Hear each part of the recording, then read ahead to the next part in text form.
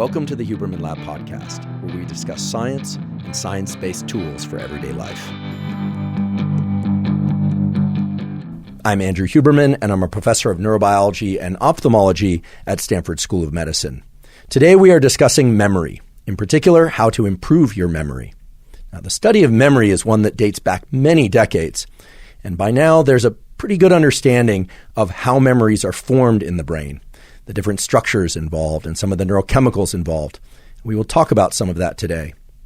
Often overlooked, however, is that memories are not just about learning. Memories are also about placing your entire life into a context.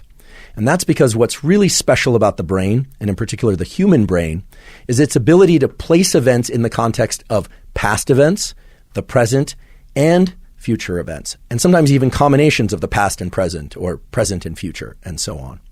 So when we talk about memory, what we're really talking about is how your immediate experiences relate to previous and future experiences. Today, I'm going to make clear how that process occurs. Even if you don't have a background in biology or psychology, I promise to put it into language that anyone can access and understand. And we are going to talk about the science that points to specific tools for enhancing learning and memory. We're also going to talk about unlearning and forgetting. There are, of course, instances in which we would like to forget things. And that, too, is a biological process for which great tools exist to, for instance, eliminate or at least reduce the emotional load of a previous experience that you really did not like or that perhaps even was traumatic to you. So today you're going to learn about the systems in the brain and body that establish memories. You're going to learn why certain memories are easier to form than others. And I'm going to talk about specific tools that are grounded in not just one, not just a dozen, but well over 100 studies in animals and humans that point to specific protocols that you can use in order to stamp down learning of particular things more easily. And you can also leverage that same knowledge to better forget or unload the emotional weight of experiences that you did not like. We are also going to discuss topics like déjà vu and photographic memory. And for those of you that do not have a photographic memory, and I should point out that I do not have a photographic memory either, well, you will learn how to use your visual system in order to better learn visual and auditory information. There are protocols to do this, grounded in excellent peer-reviewed research. So while you may not have a true photographic memory, by the end of the episode, you will have tools in hand, or I should say tools in mind, or in eyes and mind, to be able to encode and remember specific events better than you would otherwise. Before we begin, I'd like to emphasize that this podcast is separate from my teaching and research roles at Stanford. It is, however, part of my desire and effort to bring zero cost to consumer information about science and science-related tools to the general public. In keeping with that theme, I'd like to thank the sponsors of today's podcast. Our first sponsor is 8 Sleep. 8 Sleep makes smart mattress covers with cooling, heating, and sleep tracking. Many times on this podcast, I've talked about the incredible relationship between temperature and sleep, as well as temperature and wakefulness. Many people aren't aware of this, but waking up in the morning is in part the consequence of your body heating up. And falling asleep at night and remaining in deep sleep is in part the consequence of your body temperature dropping by 1 to 3 degrees. So it's vitally important that the temperature of your sleeping environment is controlled. I've had trouble over the years falling and staying asleep. Or I should say, falling asleep hasn't been so much of an issue for me, but waking up 2 or 3 or 4 hours later has been an issue. Oftentimes I'm too warm, I need to open a window, I need to adjust the temperature of the room, and so on. 8 Sleep mattress covers are terrific because you can program the specific patterns of temperature that you want in your bed, or I should say below you, coming from the mattress, throughout the night. So I've programmed my 8 Sleep to put my mattress into a state of coolness in order to fall asleep, and then to get slightly cooler as the night goes on, to get into even deeper sleep, and then to warm up as morning approaches. Now, as mentioned before, 8 Sleep mattresses can be used for cooling and heating. So some of you may actually need to heat your mattress, and 8 Sleep's terrific for that. For me, I use 8 Sleep to keep the mattress really cool, and I have to say, even though I thought I was sleeping pretty well before, I have not experienced the sort of sleep that I've been getting with 8 Sleep until now by creating this descending temperature in the beginning part of the night, cooler, cooler, cooler, and then warming up towards morning. It even has a nice little vibration function, so I wake up now to a slightly vibrating bed, and the sleep that I'm getting is just amazing, and I feel so much better during the day as a consequence. If you'd like to try 8 Sleep, you can go to 8sleep.com/Huberman and check out the Pod Pro cover and save $150 at checkout. 8 Sleep currently ships within the USA, Canada, and the UK. Again, that's 8sleep.com/Huberman to save $150 at checkout. Today's episode is also brought to us by Thesis. Thesis makes custom nootropics. And to be quite honest, I don't like the word nootropics because nootropics means smart drugs. And there really isn't a neuroscience of smart. Of course, there is this notion of intelligence, but we now know there are lots of different forms of intelligence. Also, as a neuroscientist, we don't really think about intelligence. We think about the particular types of operations that you want your brain to perform in different contexts. So, for instance, some tasks and life experiences require that you remember information better.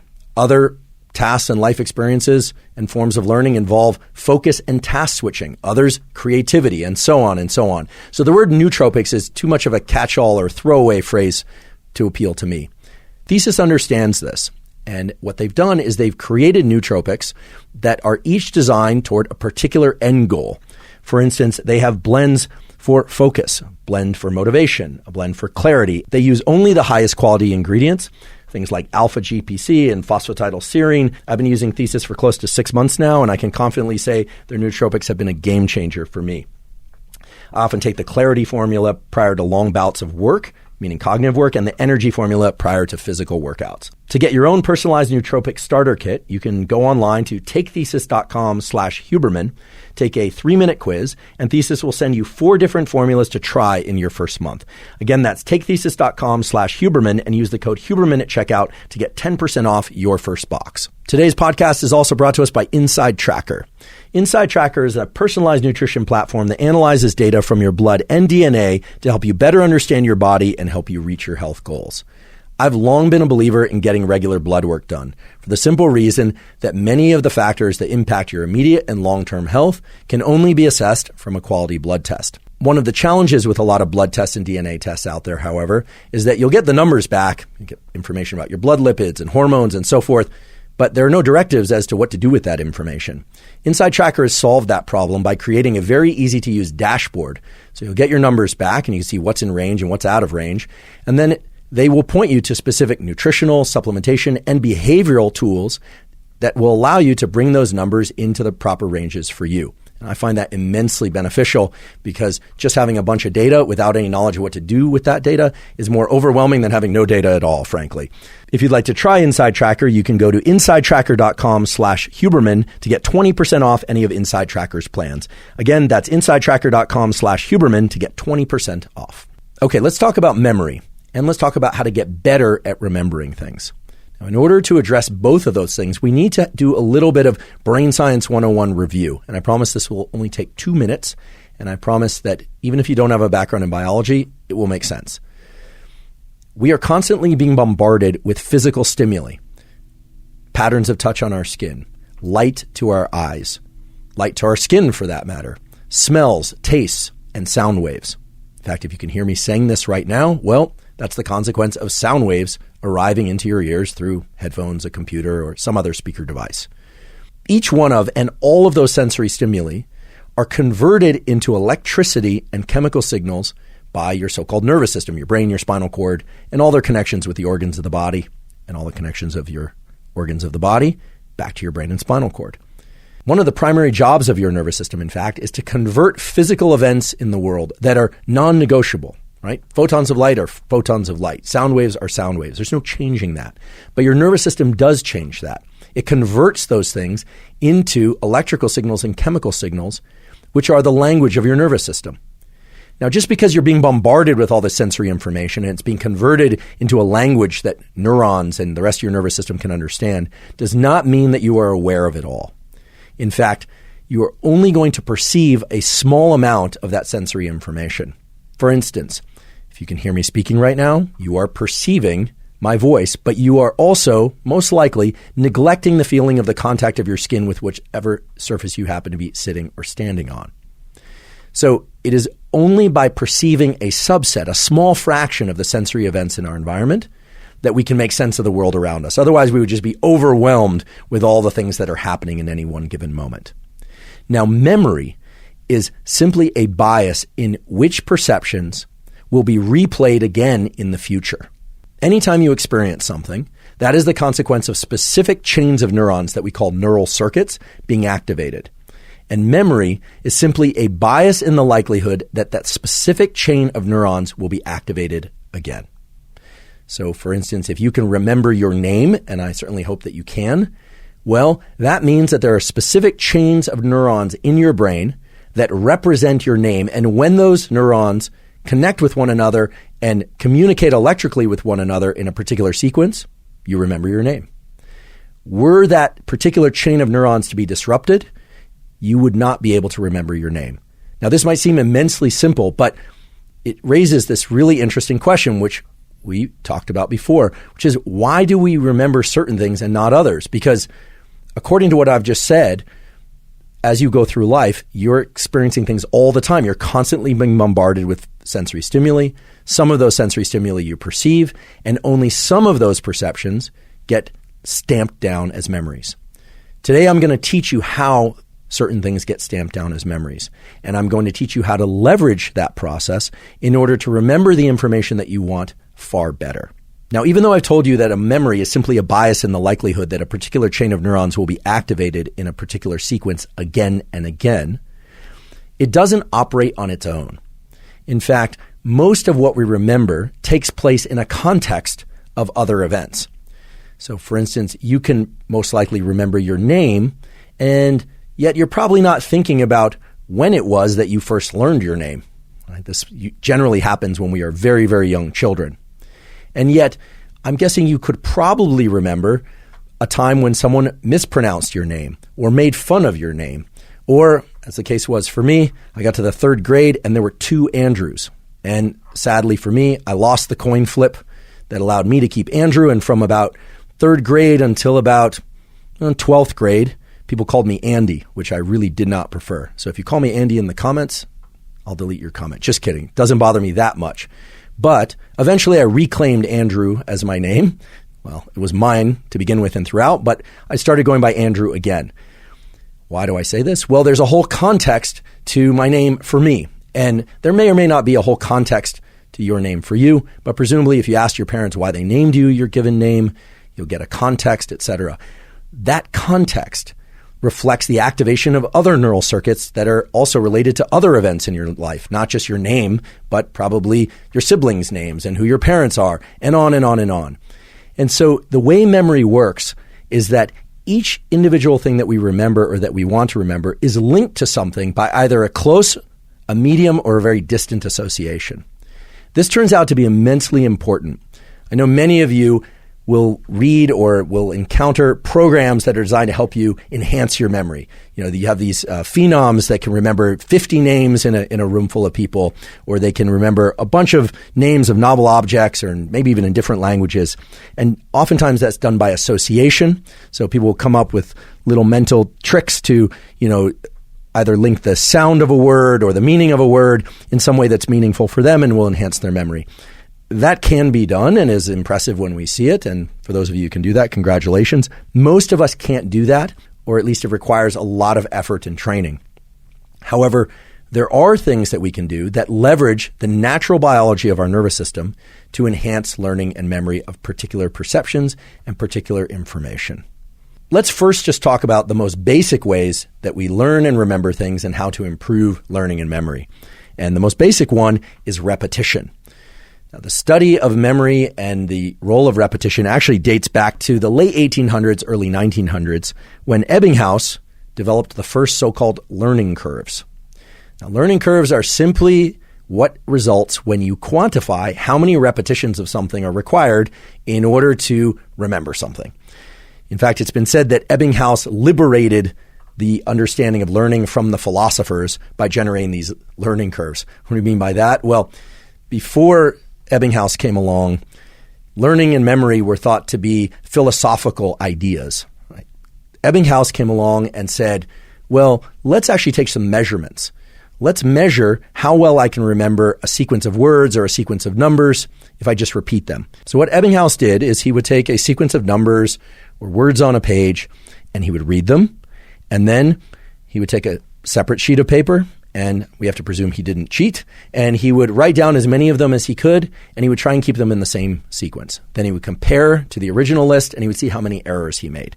And you do this over and over and over again, and as you would expect, early in the training and the learning, it took a lot more repetitions to get the sequence correct, and over time, it took fewer sequences. And he referred to that difference in the initial number of repetitions that he had to perform versus the later number of repetitions that he had to perform as a so-called savings. So he literally thought of the brain as having to generate a kind of a currency of effort. And he talked about savings as the reduction in the amount of effort that he had to put forward in order to learn information. And what he got was a learning curve. And you can imagine what that learning curve looked like. It was at a very sharp peak at the beginning that dropped off over time. And of course, he remembered all this meaningless information. But even though the information might have been meaningless, the experiment itself and what Ebbinghaus demonstrated was immensely meaningful, because what it said was that with repetition, we can activate particular sequences of neurons, and that repeated activation lays down what we call a memory. And that might all seem like a big duh, but prior to Ebbinghaus, none of that was known. Now, I should also say Ebbinghaus, because of when he was alive, was not aware of these things that we call neural circuits. It was in 1906 that Golgi and Cajal got the Nobel Prize for actually showing that neurons are independent cells connected by synapses, these little gaps between them where they communicate. So he may have been aware of that, but the whole notion of neural circuits hadn't really come about. Nevertheless, what the Ebbinghaus learning curves really established was that sheer repetition, just repeating things over and over and over again, is sufficient to learn. Something that no doubt had been observed before, but had never been formally quantified. Now, if we look at that result, there's something really important that lies a little bit cryptic, that's not so obvious to most people, which is the information that he was trying to learn wasn't any more interesting the second time than it was the first. It probably was even less interesting and less interesting with each repetition. And yet it was sheer repetition that allowed him to remember. Now, sometime later, in the early to mid-1920s, a psychologist in Canada named Donald Hebb came up with what was called Hebb's postulate. And Hebb's postulate, broadly speaking, is this idea that if a sequence of neurons is active at the same time or at roughly the same time, that would lead to a strengthening of the connections between those neurons. And many, many decades of experimentation later, we now know that postulate to be true. Neurons themselves are not smart. They don't have knowledge. So every memory is the consequence, as I told you before, of the repeated activation of a particular chain of neurons.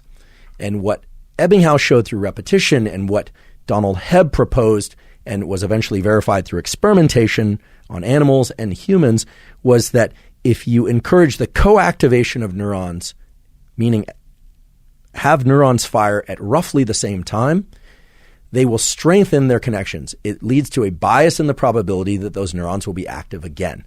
Now, this is vitally important because nowadays we hear a lot about how memories are the consequence of new neurons added in the brain, or that every time you learn something, a new connection in your brain forms. Well, sorry to break it to you, but that's simply not the case. Most of the time, and I want to emphasize most, not all, but most of the time when we learn something, it's because existing neurons, not new neurons, but existing neurons strengthen their connection through co-activation over and over and over through repetition, or, and this is a very important or through very strong activation once and only once. In fact, there's something called one-trial learning whereby we experience something and we will remember that thing forever. This is often most associated with negative events, and I'll explain why in a few minutes, but it can also be associated with positive events, like the first time you saw your romantic partner, or something that happened with that romantic partner, or the first time that you saw your child, or any other positive event, as well as any other extremely negative event. So again, both repetition and I guess we could label it intensity, but what we really mean when we say intensity is strong activation of neurons can lay down these traces, these circuits that are far more likely to be active again than had there not been repetition or not some strong activation of those circuits. So with that in mind, let's return to the original contrarian question that I raised before, which is, why do we remember anything? Every day you wake up, your neurons in your brain and body are active, different neural circuits are active, and yet you only remember a small fraction of the things that happen each day. And yet you retain a lot of information from previous days and the days before those and so on. It is only with a lot of repetition or with extremely strong activation of a given neural circuit that we will create new memories. And so in a few minutes, I'll explain how to get extremely strong activation of particular neural circuits. Repetition is pretty obvious. Repetition is repetition. But in a few minutes, I'll illustrate a whole set of experiments and a whole set of tools that point to how you can get extra strong activation of a given neural circuit as it relates to learning so that you will remember that information, perhaps not just with one trial of learning, but certainly with far fewer repetitions than would be required otherwise. Before we go any further, I want to preface the discussion by saying that there are a lot of different kinds of memory. In fact, were you to take a voyage into the neuroscience and or psychology of memory, you would find an immense number of different terms to describe the immense number of different types of memory that researchers focus on. But for sake of today's discussion, I really just want to focus on short-term memory, medium-term memory, and long-term memory. And while there's still debate, as is always the case with scientists, frankly, about the exact divisions between short-term, medium, and long-term memory, we can broadly define short-term memory and long-term memory, and we can describe a couple different types of those that I think you can relate to in your everyday life. The most common form of short-term memory that we're going to focus on is called working memory. Working memory is your ability to keep a chain of numbers in mind for some period of time, but the expectation really isn't that you would remember those numbers the next day and certainly not the next week. So a good example would be a phone number. If I were to tell you a phone number, 493-2938, well, you could probably remember it, 493-2938. But if I came back tomorrow and asked you to repeat that chain of numbers, most likely you would not. Unless, of course, we used a particular tool to stamp down that memory into your mind and commit it to long-term memory. Now, of course, in this day and age, most people have phone numbers programmed into their phone. They don't really have to remember the exact numbers. It's usually done by contact, identity, and so forth. So a different example that some of you are probably more familiar with would be those security codes. So you try and log on to an app or a website, and it asks you for a security code that's been sent to your text messages, and then you can either plug that in directly in some cases, or you have to remember that short sequence of anywhere, usually from 6 to 7, sometimes 8 numbers. Your ability to do that, to switch back and forth between web pages or apps and plug in that number by remembering the sequence and plugging it in by texting or keying it in on your keyboard, that's a really good example of working memory. Long-term memory of the sort that we're going to be talking a lot about today is your ability to commit certain patterns of information, either cognitive information or motor information, right? The ability to move your limbs in a particular sequence over long periods of time, such that you could remember it a day or a week or a month or maybe even a year or several years later. So we've got short-term memory and long-term memory, and we've got this working memory, which is kind of keeping something online but then discarding it. Okay, not online on a computer, but online within your brain. There are also 2 major categories of memory that I'd like you to know about. One is explicit memory. So this is not necessarily explicit of the sort that you're used to thinking about, but rather the fact that you can declare you know something. So you have an explicit memory of your name. Presumably you have an explicit memory of the house or the apartment that you grew up in. You know something and you know it. And you can declare it. So I can ask you, what was the color of the first car that you owned? Or what is the color of your romantic partner's hair? These sorts of things. That's an explicit declarative memory. But you also have explicit procedural memories. Now, procedural memories, as the name suggests, involve action sequences. The simplest one, it's almost ridiculously simple, is walking. If I say, how is it that you walk from one room to the other? You'd probably say, well, I go that direction, then I turn left. I say, no. How is it exactly that you do it? You'd say, well, I move my left foot, then my right foot, then my left foot.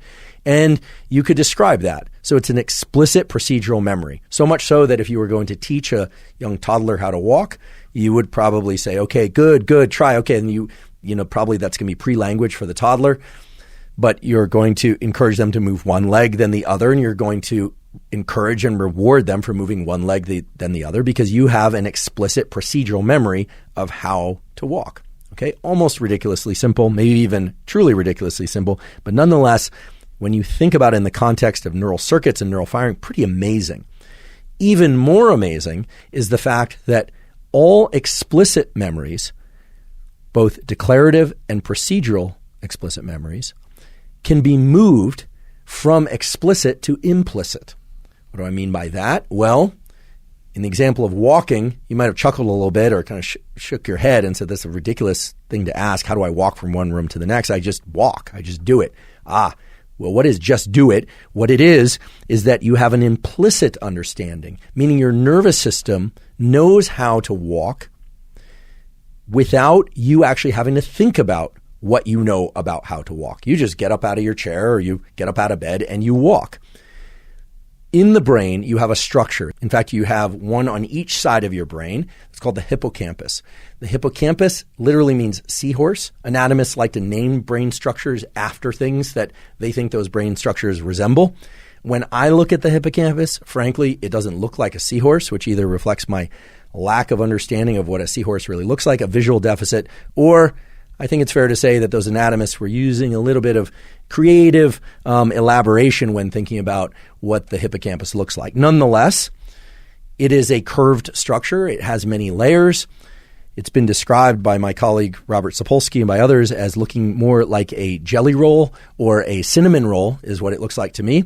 And if you were to take one cinnamon roll, chop it down the middle, so now you've got 2 half cinnamon rolls, and rather than put them back together in the configuration they were before, you just slide one down so that you've got essentially 2 C's, 2 C-shaped halves of the cinnamon roll, and you push them together, right, slightly offset from one another. Well, that's what the hippocampus looks like to me, and I think that's a far better description of its actual physical structure, but I guess if you were to use that physical structure as the name, well, then you'd have to open up a brain atlas, and it would be called 2 half C cinnamon rolls stuffed halfway together, so that's not very good. So I guess seahorse will work. Hippocampus is the name of this structure, and it is the site in your brain, and again, you have one on each side of your brain, in which explicit declarative memories are formed.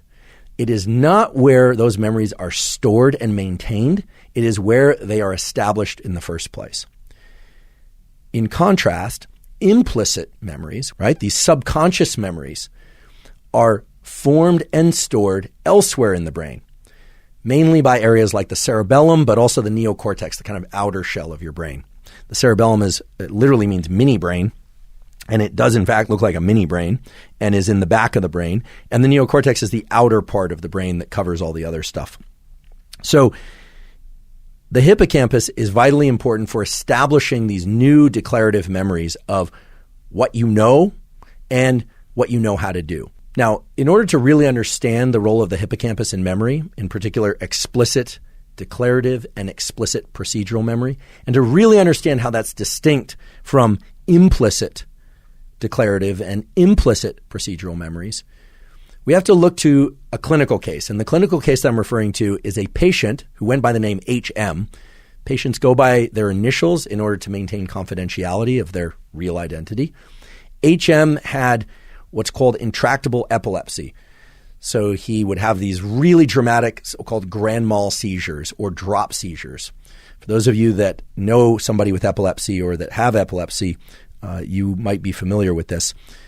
You can have petit mal seizures, which are minor seizures. You can have tonic-clonic seizures, which are sometimes not even detectable. You can have absent seizures where people will just stop. It's almost as if their brain kind of goes on pause and they'll just stop there. It was reported actually that Einstein had absent seizures, although I don't know that that's ever really been confirmed neurologically.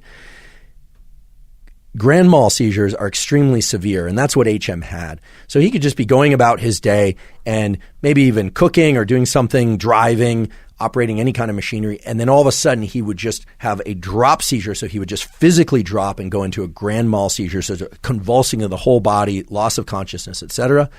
Or he would feel it coming on. Oftentimes people with epilepsy can feel the epileptic seizure coming on, kind of like a wave from the back of the brain.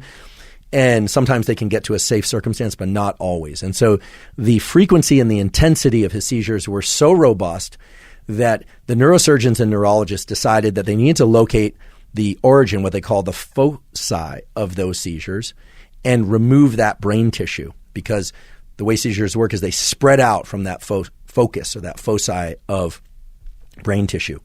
And unfortunately for HM, the focus of his seizures was the hippocampus. So after a lot of deliberation, a neurosurgeon, in fact, one of the most famous neurosurgeons in the world at that time, made what are called electrolytic lesions, actually burned out the hippocampus in the brain of HM. And as a consequence, he lost all explicit memory. Now, the consequence of this was that he couldn't exist in normal everyday life like most people. So he had to live mostly, not entirely, but mostly in a kind of hospital setting. And I've talked to several people who met HM directly, because he's no longer alive. But an interaction with him might look like the following. He would walk up to you just fine. You wouldn't know that he had any kind of brain damage. He could walk fine. He could speak fine. And you'd say, "Hi, I'm Andrew." And he'd say, "Hi, I'm," whatever his name happened to be. He wouldn't say HM, but he'd probably say his real name. And then perhaps someone new would walk into the room. He might turn around, look at that person, as any of us might do, then turn around back to me and say, "Hi, what's your name?" And if I were to say, "Well, I just told you my name, and you just told me your name. Do you remember that?" He'd say, "I'm sorry, I don't remember any of that. What's your name?" So you'd go through this over and over again. So a complete lack of explicit declarative memory. Now, he did have some memory for previous events in his life that dated way back. Okay? Again, hinting at the idea that memories are not necessarily stored in the hippocampus, they're just formed in the hippocampus. So once they've moved out of the hippocampus to other brain areas, he could still keep those memories. They're in a different database, if you will. They're in a different pattern of firing of other neural circuits, but he couldn't form new memories. Now, there's some very important and interesting twists on what HM could and could not do in terms of learning and memory that teach us a lot about the brain. In fact, I think most neuroscientists would agree that this unfortunate case of HM's epilepsy and the subsequent neurosurgery that he had taught us much of what we know, or at least think about, in terms of human learning and memory. For instance, as I mentioned before, he still had implicit knowledge. He knew how to walk. He knew how to do certain things like make a cup of coffee. He knew the names of people that he had met much earlier in his life, and so on. And yet he couldn't form new memories. Now, in violation to that last statement, there were some elements of HM's emotionality that suggest that there was some sort of residual capacity to learn new information, but it wasn't what we normally think of as explicit declarative or procedural memory. For instance, it's been reported, or it's been said, I should say, because I don't know that the studies were ever done with intense physiological measurements, that if you were to tell HM a joke and he thought it was funny, he would laugh really hard. So he liked jokes, so you'd say, "Hey, HM, I want to tell you a joke." You tell him a joke and he'd laugh really hard. Then you could leave the room, come back, and tell him the same joke again. Now keep in mind, he did not remember that you told him the joke previously. And the second time he would laugh a little bit less. And then you'd leave the room, come back again, say, "Hi, I'm Andrew." And he'd say, "Oh, nice to meet you," because as you recall, because you can recall things, but he couldn't recall things. He didn't know that he just met you, or at least he couldn't remember it. You tell him the joke a third time or a fourth time. And with each subsequent telling of the joke, he found it a little less funny. Just as, keep this in mind, folks, if you tell a joke and you get a big laugh, don't tell it again. At least not immediately, not to the same person or the same crowd, because the second time it's a little less funny and the third time it's a little less funny. And that actually has to do with a whole element of dopamine and its relationship to surprise. And that's the topic of a future podcast where we talk all about humor and novelty in the brain. But the point being that certain forms of memory seem to exist in a kind of phantom-like way within HM's brain. What do I mean by that? Well, this underscores the fact that he had an implicit memory of having heard the joke before.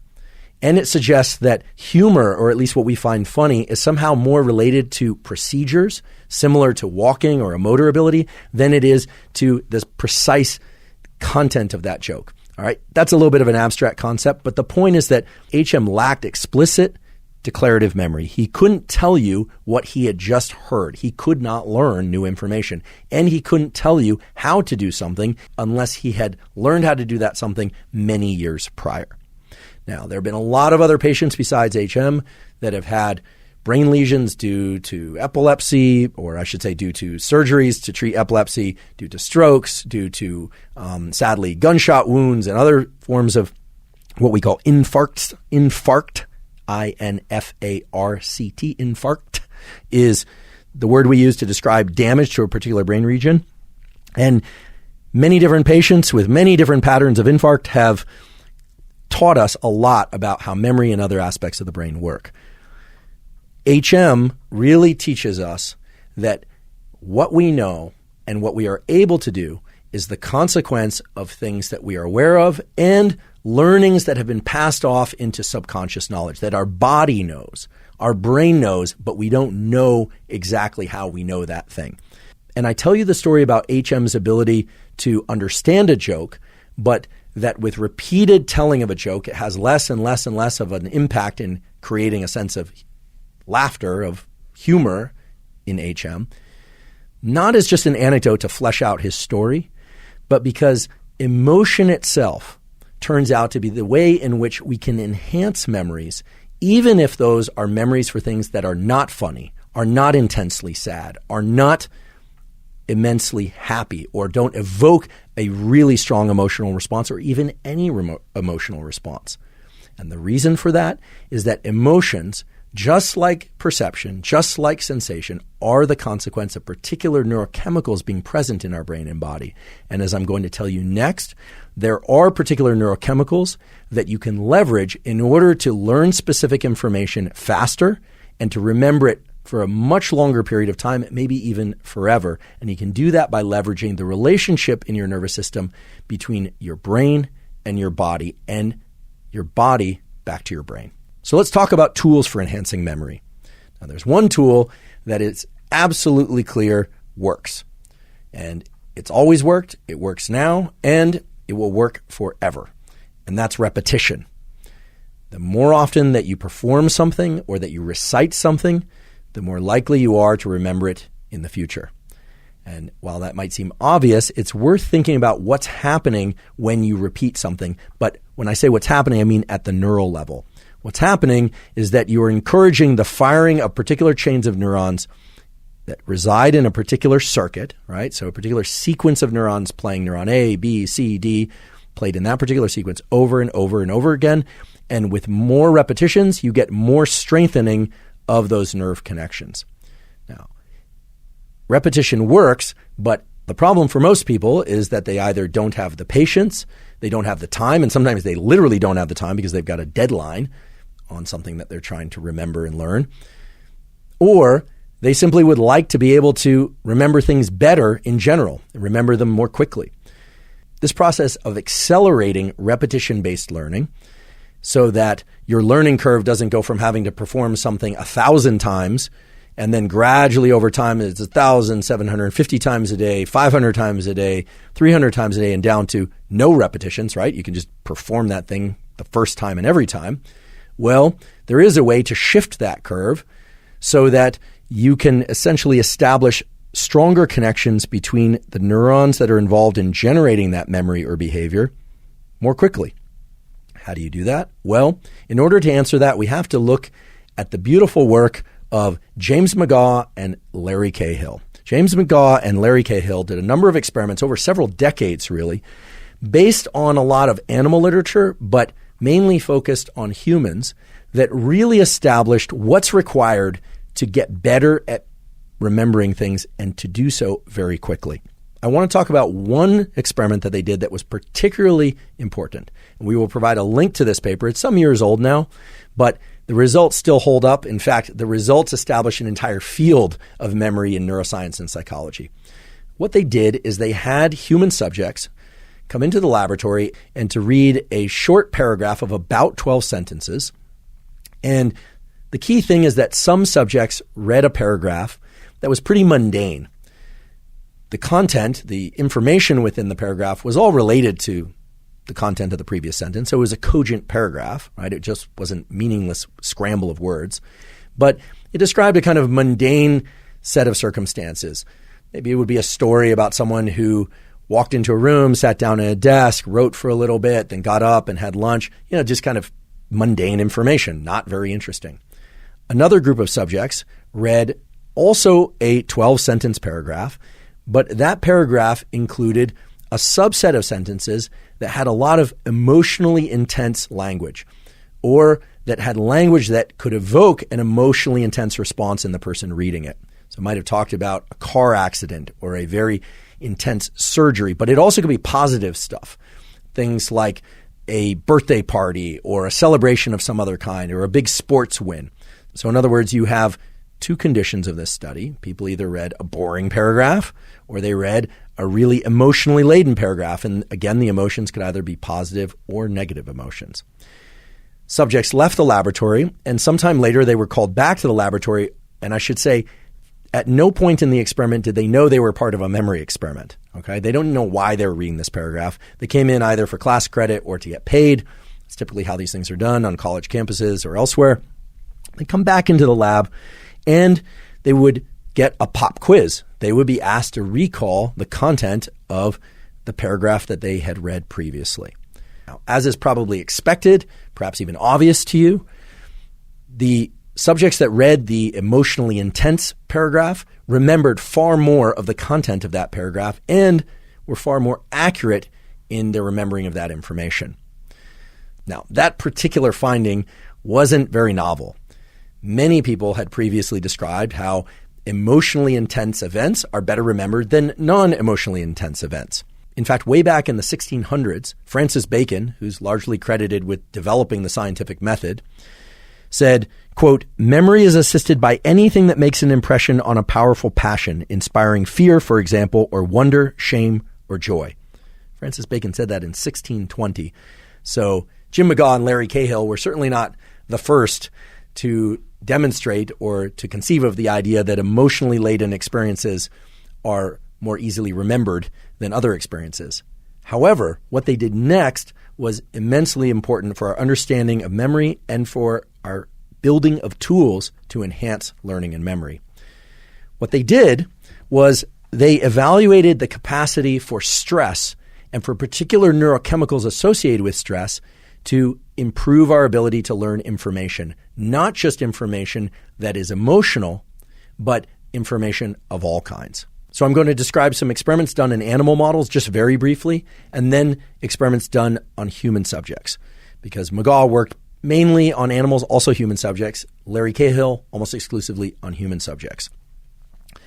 If you take a rat or a mouse and put it in an arena where at one location the animal receives an electrical shock, and then you come back the next day, you remove the shock-evoking device, and you let the animal move around that arena, that animal will, quite understandably, avoid the location where it was shocked, so-called conditioned place aversion. That effect of avoiding that particular location occurs in one trial. That's a good example of one trial learning. So somehow the animal knows that it was shocked at that location. It remembers that. It is a hippocampal dependent learning. So animals that lack a hippocampus or who have their hippocampus pharmacologically or otherwise incapacitated will not learn that new bit of information.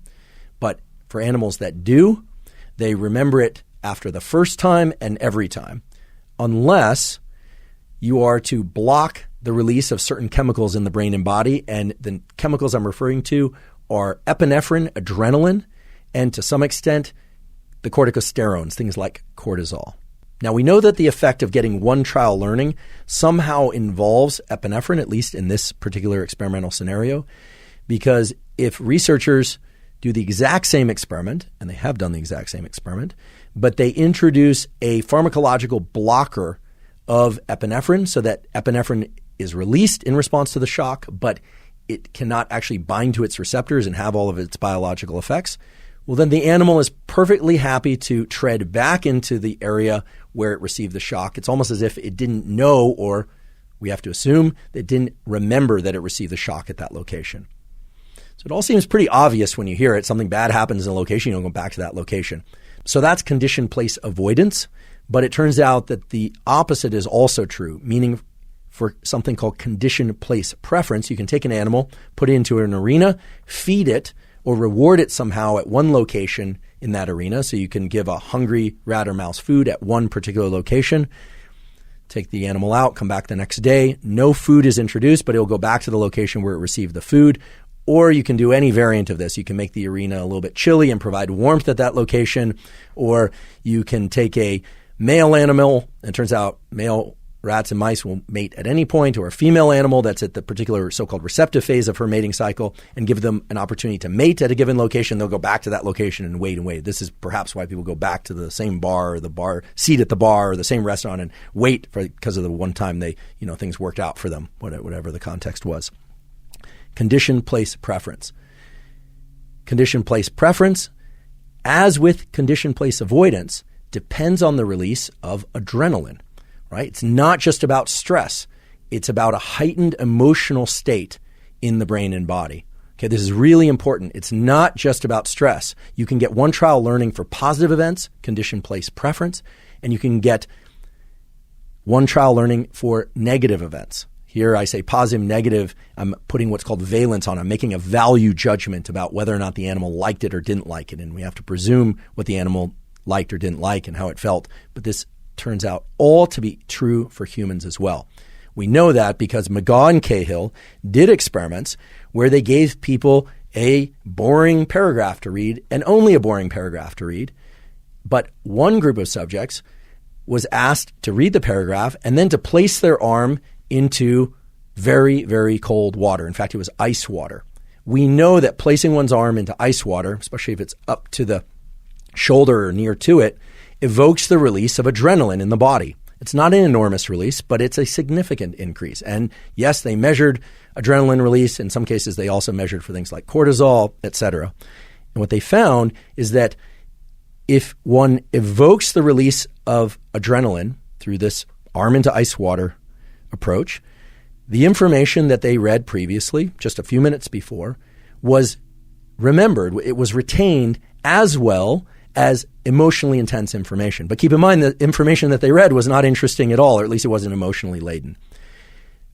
This had to be the effect of adrenaline released into the brain and body, because if they blocked the release or the function of adrenaline in the brain and or body, they could block this effect. Now, the biology of epinephrine and cortisol are a little bit complex, but there's some nuance there that's actually interesting and important to us. First of all, adrenaline is released in the body and in the brain. It's released in the body from the adrenals.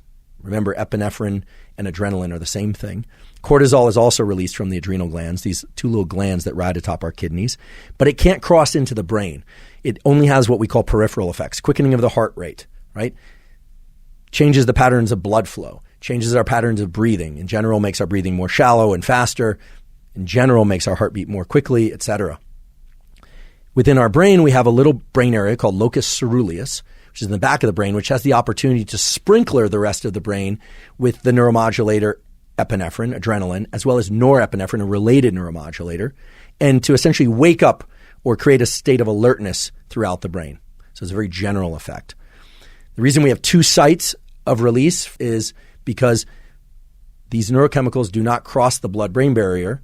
And so waking up the body with adrenaline and waking up the brain are two separate so-called parallel phenomena. Cortisol can cross the blood-brain barrier because it's lipophilic, meaning it can move through fatty tissue. And we'll get into the biology of that in another episode.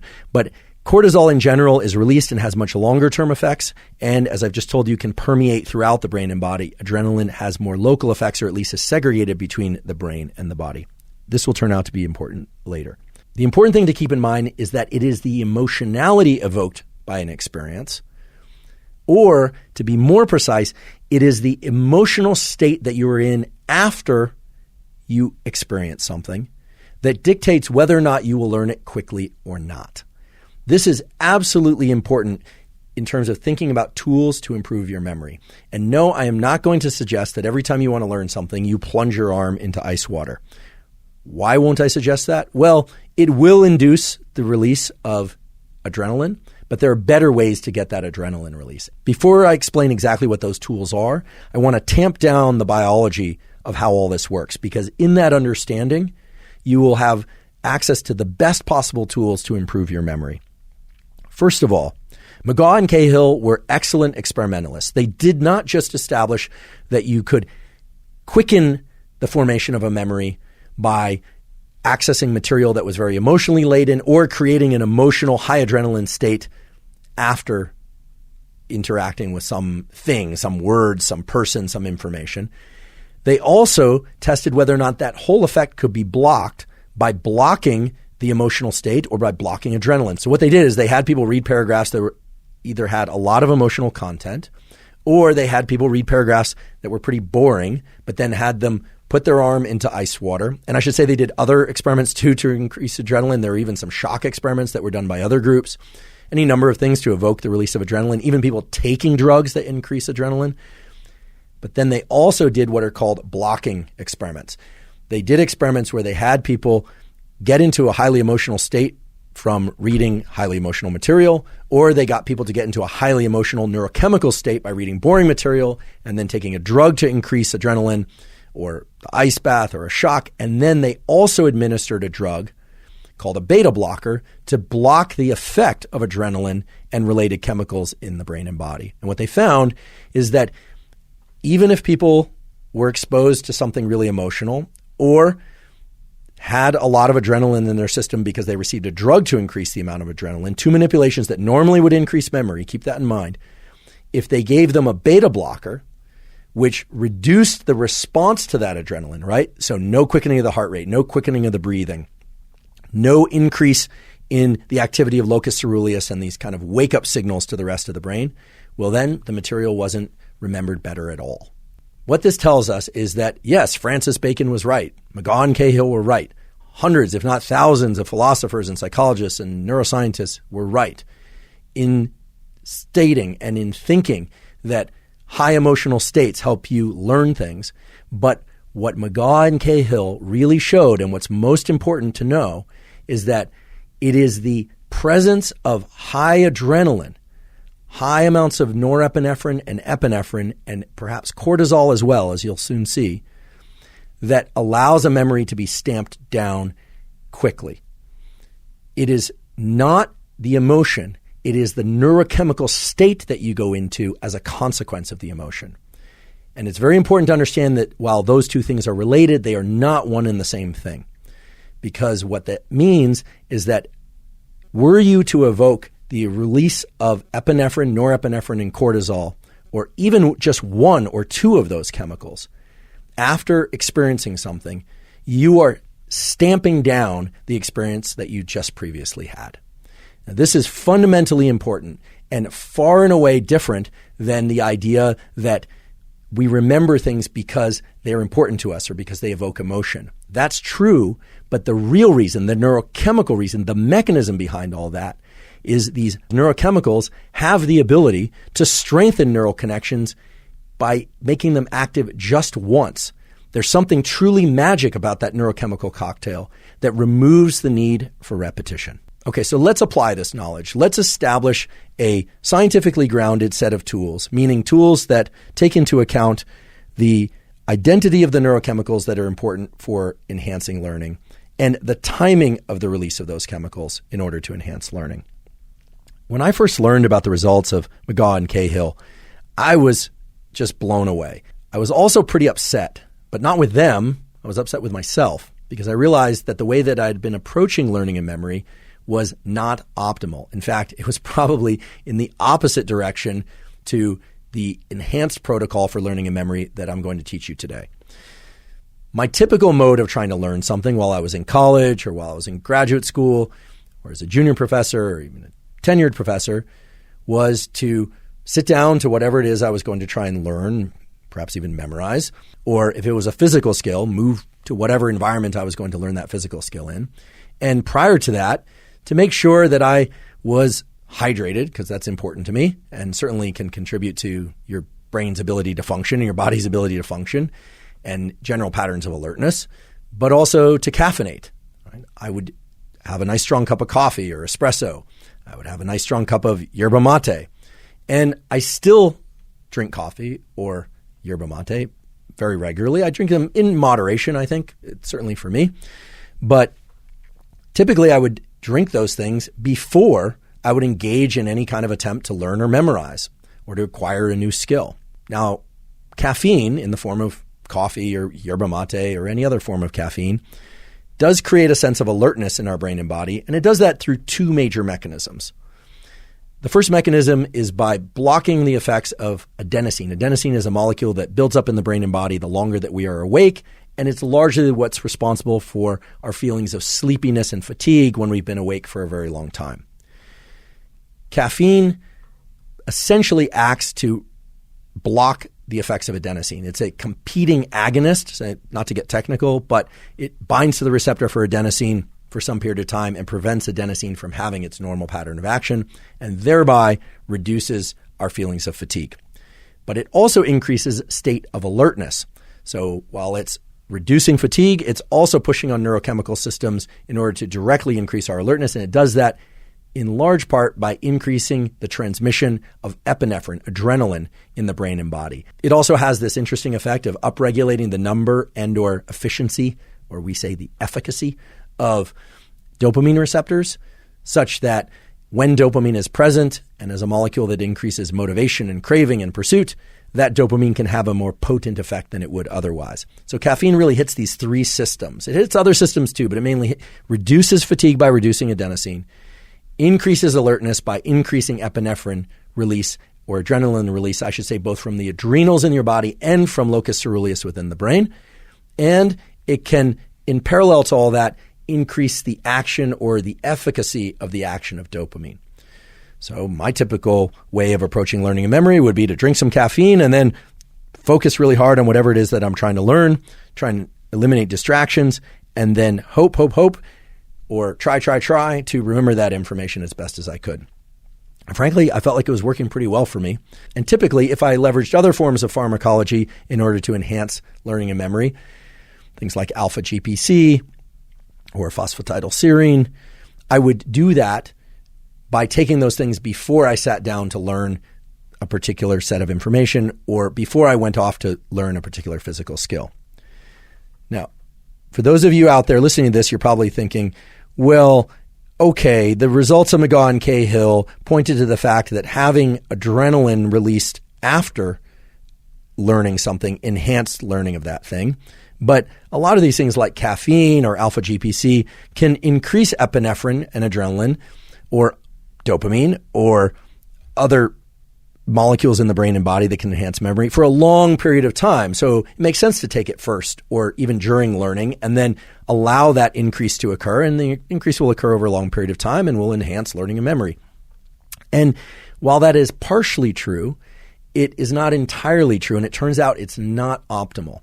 Work that was done by the McGaugh Laboratory and other laboratories evaluated the precise temporal relationship between neurochemical activation of these pathways and learning and memory. What they did is they had animals and or people, depending on the experiment, take a drug, could be caffeine, could be in pill form, something that would increase adrenaline or related molecules that create this state of alertness that are related to emotionality.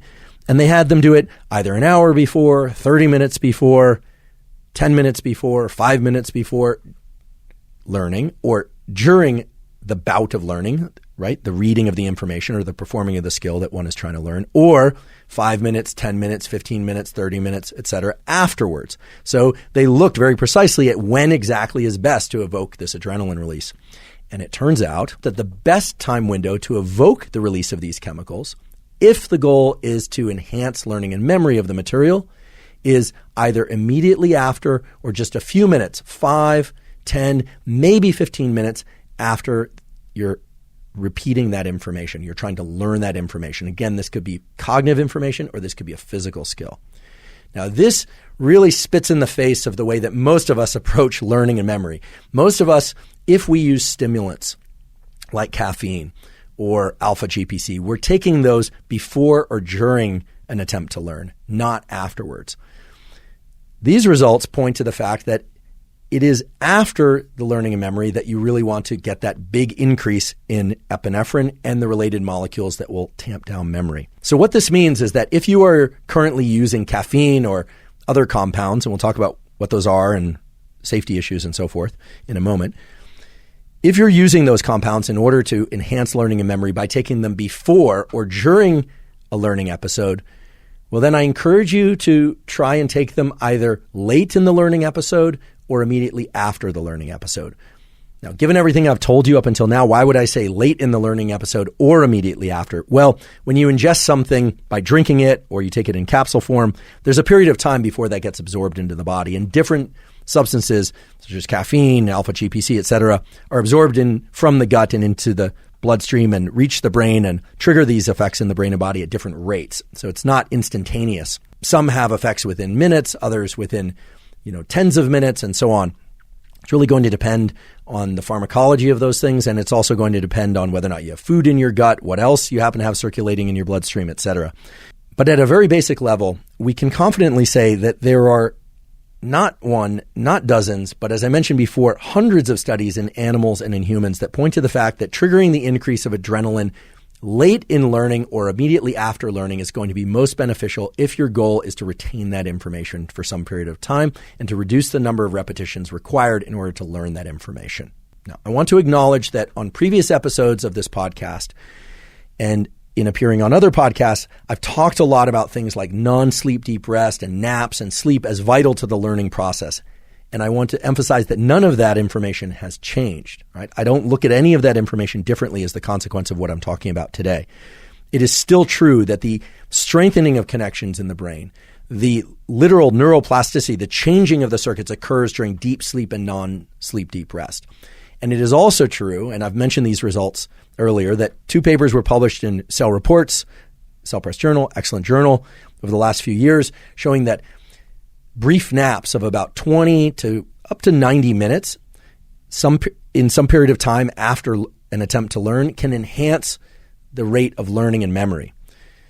However, those bouts of sleep, the deep sleep that night, I should say, or those brief naps, or even the so-called NSDR, as we call it, non-sleep deep rest, that was used to enhance the learning and memory of particular pieces of information, either cognitive or physical information or both, that still can be performed, but it can be performed some hours later, even an hour later.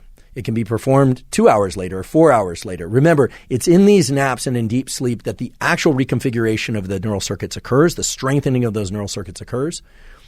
It is not the case that you need to finish a bout of learning and drop immediately into a nap or sleep. Some people might do that, but if you're really trying to optimize and enhance and improve your memory, the data from McGaw and Cahill and many other laboratories that stemmed out from their initial work really point to the fact that the ideal protocol would be focus on the thing you're trying to learn very intensely. There are also some other things like error rates, et cetera. Please see our episodes on learning. We have a newsletter on how to learn better. You can access that at hubermanlab.com. It's a zero-cost newsletter. You can grab that PDF. It lists out the things to do during the learning bout. Still try and get excellent sleep. Again, fundamentally important for mental health, physical health, and performance. And we can now extend from performance to saying including learning and memory. Nap if it doesn't interrupt your nighttime sleep. Naps of anywhere from 10 to 90 minutes or non-sleep deep rest protocols will enhance learning and memory, but we can now add to that spiking adrenaline, provided it can be done in a safe way, is going to reduce the number of repetitions required to learn, and that should be done at the very tail end or immediately after a learning bout, which is compatible with all the other protocols that I mentioned. And the reason I'm revisiting the stuff about sleep and non-sleep deep rest is I think that some people got the impression that they need to do that immediately after learning. And today I'm saying to the contrary. Immediately after learning, you need to go into a heightened state of emotionality and alertness. Now, it's vitally important to point out that you do not need pharmacology. You don't need caffeine. You don't need alpha GPC. You don't need any pharmacologic substance to spike adrenaline unless that's something that you already are doing or that you can do safely or that you know that you can do safely. And I always say, and I'll say it again, I'm not a physician, so I'm not prescribing anything. I'm a professor, so I profess things. You need to do what's safe for you. So if you're somebody who's not used to drinking caffeine and you suddenly drink 4 espresso after trying to learn something, you are going to have a severe increase in alertness and probably even anxiety. If you're panic attack prone, please don't start taking stimulants in order to learn things better. Please be safe. I don't just say that to protect me. I say that to protect you.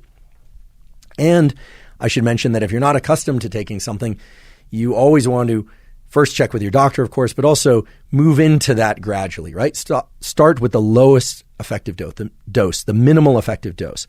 And sometimes the minimal effective dose is 0 milligrams. It's nothing.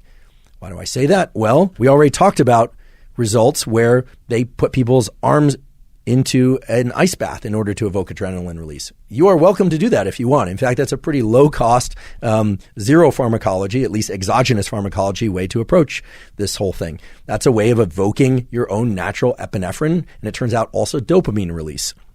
You could take a cold shower. You could do an ice bath or get into a cold circulating bath. We've done several episodes on the utility of cold for health and performance. You can find those episodes at hubermanlab.com. Also the episode with my colleague at Stanford from the biology department, Dr. Craig Heller. Lots of protocols, in particular in the episode on cold for health and performance, that describe how best to use the cold shower or the ice bath or the circulating cold bath in order to evoke epinephrine and dopamine release. The point is that the time in which you would want to do those protocols is after, ideally immediately after your learning bout, meaning when you're sitting down to learn new information or after trying to learn some new physical skill. Now, whether or not that's compatible with the other reasons you're doing deliberate cold exposure and whether or not that's compatible with the other things you're doing, that depends on the contour of your lifestyle, your training, your academic goals, your learning goals, etc. But if your specific purpose is to enhance learning and memory, you want to spike adrenaline afterwards. And so what I'm telling you is you can do that with caffeine. You can do that with alpha GPC. You can do that with a combination of caffeine and alpha GPC if you can do that safely. Some of you I know are using other forms of pharmacology. I did a long episode all about ADHD. I have to just really declare my stance very clearly that I am not a fan. I am actually opposed to people using prescription drugs who are not prescribed those drugs, right, in order to enhance alertness. I think there's a big addictive potential. There also is a potential to really disrupt one's own pharmacology around the dopaminergic system. However, some of you I know are prescribed things like Ritalin, Adderall, and modafinil and things of that sort in order to increase alertness and focus. So for those of you that are prescribed those things from a board-certified physician, you're going to have to decide if you're going to take them before trying to learn or after trying to learn. You also have to take into consideration that some of those drugs are very long-acting, some are shorter-acting, and time that according to what you're trying to learn and when. So that's pharmacology. But as I've mentioned, there are the behavioral protocols. You can use cold, and cold is an excellent stimulus because, first of all, it doesn't involve pharmacology. Second of all, you can generally access it at low to zero cost, especially the cold shower approach. And third, you can titrate it. You can start with warmer water. You can make it very, very cold if that's your thing and you're able to tolerate that safely. You can make it moderately cold. How cold should it be in order to evoke adrenaline release? Well, it should be uncomfortably cold, but cold enough that you feel like you really want to get out but can stay in safely. That's going to evoke adrenaline release. If it quickens your breathing, if it makes you go wide-eyed, that's increasing adrenaline release. In fact, those effects of going wide-eyed and quickening of the breathing and the challenges in thinking clearly, those are the direct effects of adrenaline on your brain and body. And of course, there are other ways to increase adrenaline. You could go out for a hard run. You could do any number of things that would increase adrenaline in your body. Which things you choose is up to you. But from a very clear, solid grounding in research data, we can confidently say that spiking adrenaline after interacting with some material, physical or cognitive material that you're trying to learn is going to be the best time to spike that adrenaline. Now, I realize that I'm being a bit redundant today, or perhaps a lot redundant, in repeating over and over that the increase in epinephrine should occur either very late in an attempt to learn something or immediately after an attempt to learn something. I also want to emphasize the general contour of pharmacologic effects and of behavioral tools to create adrenaline. What do I mean by that sentence? What I mean is that McGaugh and colleagues explored a huge number of different compounds and approaches, everything from the hand into the ice bath to injecting adrenaline to caffeine to drugs that block the effects of adrenaline and caffeine, drugs like Mucimol and Picrotoxin. Please don't take those. These are drugs that reduce or enhance the amount of adrenaline. And the overall takeaway is that anything that increases adrenaline will increase learning and memory and will reduce the number of repetitions required to learn something, regardless of whether or not that something has an emotional intensity or not, provided that that spike in adrenaline occurs late in the learning or immediately after. And anything that reduces epinephrine and adrenaline will impair learning. And that's the key and novel piece of information that I'm adding now, which is if you're taking beta blockers, for instance, or if you're trying to learn something and it's not evoking much of an emotional response and you're not using any pharmacology or other methods to enhance adrenaline release after learning that thing, well, you're not going to learn it very well. In fact, McGaugh and Cahill did beautiful experiments in humans looking at how much adrenaline is increased by varying the emotional intensity of different things that they were trying to get people to learn, or by changing the dosage of epinephrine, or by changing the amount of epinephrine blocker that they injected. Lots and lots of studies. The key thing to take away from those studies is that for some people, adrenaline was increased 600 to 700%, so 6 to 7-fold over baseline in the amount of circulating epinephrine or adrenaline. And keep in mind, sometimes that increase was due to the actual thing they were trying to learn being very emotional, positive or negative emotion. And sometimes it was because they were using a pharmacologic approach or the ice bath approach. I don't think they ever used a cold shower approach, but that would have been a very effective one, we can be sure. However, other people had a 0 to 10% increase, so a very small increase in epinephrine. What we can confidently say on the basis of all those data is that the more epinephrine release, the better that people remembered the material. Over and over again, this was shown, whether or not it was for cognitive material, so learning a language, learning a passage of words, learning mathematics, or whether or not it was for physical learning. I want to emphasize something about physical learning because I know a number of you are probably drinking a cup of coffee or having a cup of yerba mate or maybe even an energy drink and taking some alpha GPC or something before physical exercise. I'm not saying that's a bad thing to do or that you wouldn't want to do that, but that's really to increase alertness.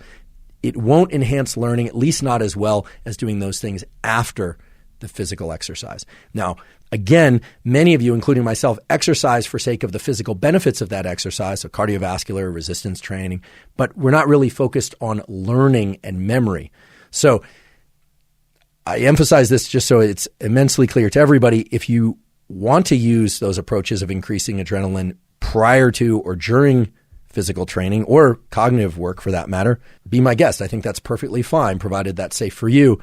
It's only by moving it to late or after the learning that you're really shifting the role of that adrenaline increase to enhancing memory specifically. And as a cautionary note, don't think that you can push this entire system to the extreme over and over again, or chronically, as we say, and get away with it. In other words, you're not going to be able to take a alpha GPC and a double espresso, do your focused bout of work, cognitive or physical work, and then spike adrenaline again afterwards and remember that stuff even better, right? I'm not encouraging you. In fact, I'm discouraging you from chronically increasing adrenaline both during and after a given bout of work if the goal is to learn. Why do I say that? Well, work from McGaugh and Cahill and others has shown that it's not the absolute amount of adrenaline that you release in your brain and body that matters for enhancing memory. It's the amount of adrenaline that you release relative to the amount of adrenaline that was in your system just prior, in particular in the hour or two prior. So again, it's the delta, as we say, it's the difference. So if you're going to chronically increase adrenaline, you're not going to learn as well. The real key is to have adrenaline modestly low, perhaps even just as much as you need in order to be able to focus on something, pay attention to it, and then spike it afterwards.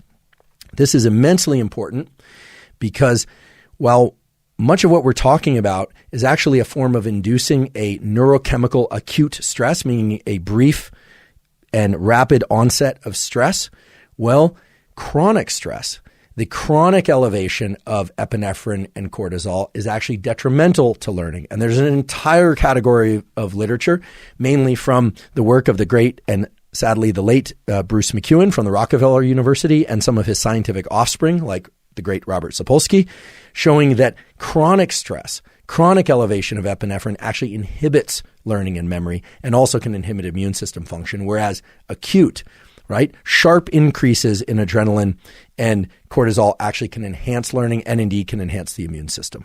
So if you really want to leverage this information, you might consider getting your brain and body into a very calm and yet alert state, so a high attentional state that will allow you to focus on what it is that you're trying to learn. We know focus is vital for encoding information and for triggering neuroplasticity, but remaining calm throughout that time and then afterwards spiking adrenaline and allowing adrenaline to have these incredible effects on reducing the number of repetitions required to learn. So if you're like me, you're learning about this information, this beautiful work of McGaugh and Cahill and others, and thinking, wow, I should perhaps consider spiking my adrenaline in one form or another at the tail end or immediately following an attempt to learn something. And yet we are not the first to have this conversation, nor were McGaugh and Cahill or any other researchers that I've discussed today the first to start using this technique. In fact, there is a beautiful review that was published just this year, May of 2022, in the journal Neuron, Cell Press Journal, excellent journal, called Mechanisms of Memory Under Stress. And I just want to read to you the first opening paragraph of this review, which is, as the name suggests, all about memory and stress. So here I'm reading, and I quote, "In medieval times, communities threw young children in the river when they wanted them to remember important events. They believed that throwing a child in the water after witnessing historic proceedings would leave a lifelong memory for the events in the child." And believe it or not, this is true. This is a practice that somehow people arrived at. I don't know if they were aware of what adrenaline was, probably not, but somehow in medieval times, it was understood that spiking adrenaline or creating a robust emotional experience after an experience that one hoped a child would learn would encourage the child's nervous system, and they didn't even know what a nervous system was, but would encourage the brain and body of that child to remember those particular events.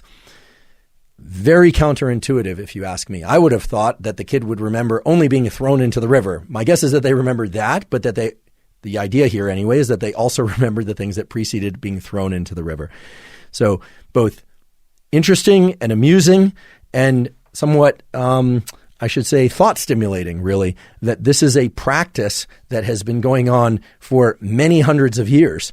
And we are not the first to start thinking about using cold water as an adrenaline stimulus, nor are we the first to start thinking about using cold water-induced adrenaline as a way to enhance learning and memory. This has been happening since medieval times. So up until now, I've been talking about the pretty broad contour of these experiments. I've been talking about the underlying pharmacology, the role of epinephrine, and so forth. I haven't really talked a lot about the underlying neural mechanisms. So I'm just going to take a minute or two and describe those for you because they are informative. We all have a brain structure called the amygdala. A lot of people think it's associated with fear, but it's actually associated with threat detection and more generally, and I should say more specifically, with detecting what sorts of events in the environment are novel and are linked to particular emotional states, both positive emotional states and negative emotional states. So the neurons in the amygdala are exquisitely good at figuring out, right? They don't have their own mind, but at detecting correlations between sensory events in the environment that trigger the release of adrenaline and what's going on in the brain. And because the amygdala is so extensively interconnected with other areas of the brain, it basically connects to everything and everything connects back to it. The amygdala is in a position to strengthen particular connections in the brain very easily, provided certain conditions are met. And those conditions are the ones we've been talking about up until now. Emotional saliency that results in increases in epinephrine and cortisol, or circulating epinephrine and cortisol being much higher than it was 10 minutes or 15 minutes before. And the net effect of the amygdala in this context is to take whatever patterns of neural activity preceded that increase in adrenaline and corticosterone and strengthen those synapses that were involved in that neural activity. So the amygdala doesn't have knowledge. It's not a thinking area. It's a correlation detector, and it's correlating neurochemical states of the brain and body with different patterns of electrical activity in the brain.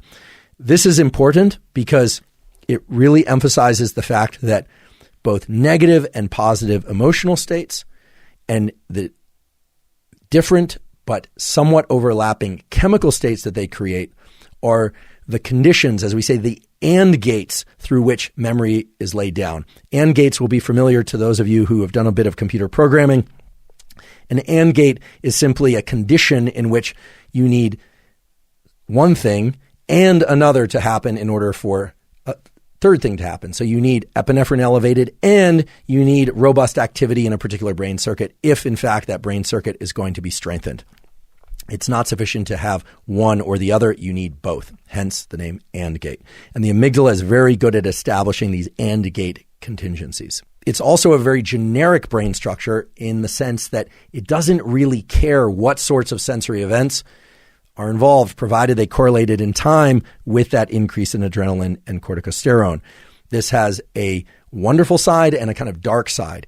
The dark side is that PTSD and traumas of various kinds often involve a increase in adrenaline because whatever it was that caused the PTSD was indeed very stressful, caused these big increases in these chemicals. And because the amygdala is rather general in its functions, right? It's not tuned or designed in any kind of way to be specifically active in response to particular types of sensory events or perceptions. Well, then what it means is that we can start to become afraid of entire city blocks where one bad thing happened in a particular room of a particular building in a city block. We can become fearful of any place that contains a lot of people if something bad happened to us in a place that contained a lot of people. The amygdala is not so much of a splitter, as we say in science. We talk about lumpers and splitters. Lumpers are kind of generalizers, if that's even a word. And I think it is. Someone will tell me one way or the other. And splitters are people that are ultra precise and specific and nuanced about every little detail. The amygdala is more of a lumper than a splitter when it comes to sensory events. Other areas of the brain only become active under very, very specific conditions and only those conditions.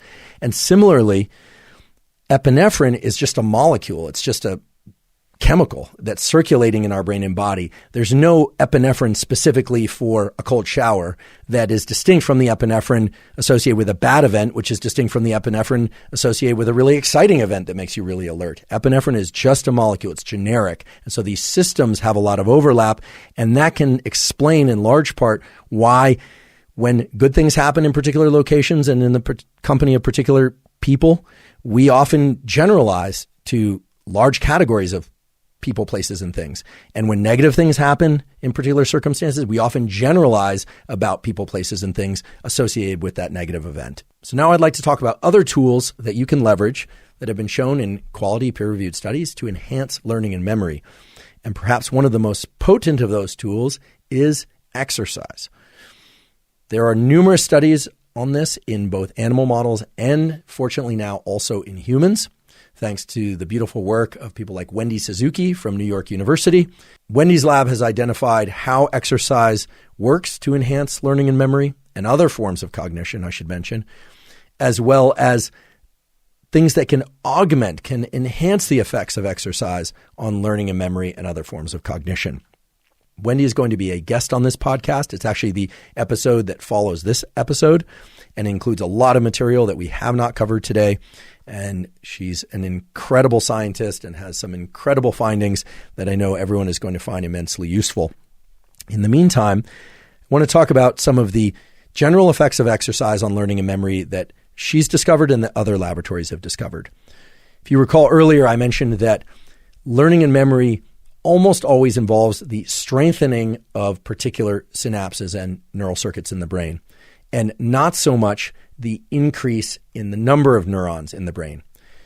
There is one exception, however, and we now have both animal data and some human data to support the fact that cardiovascular exercise seems to increase what we call dentate gyrus neurogenesis. Neurogenesis is the creation of new neurons. The dentate gyrus is a subregion of the hippocampus that's involved in learning and memory of particular kinds, right? Certain types of events, in particular contextual learning, but some other things as well.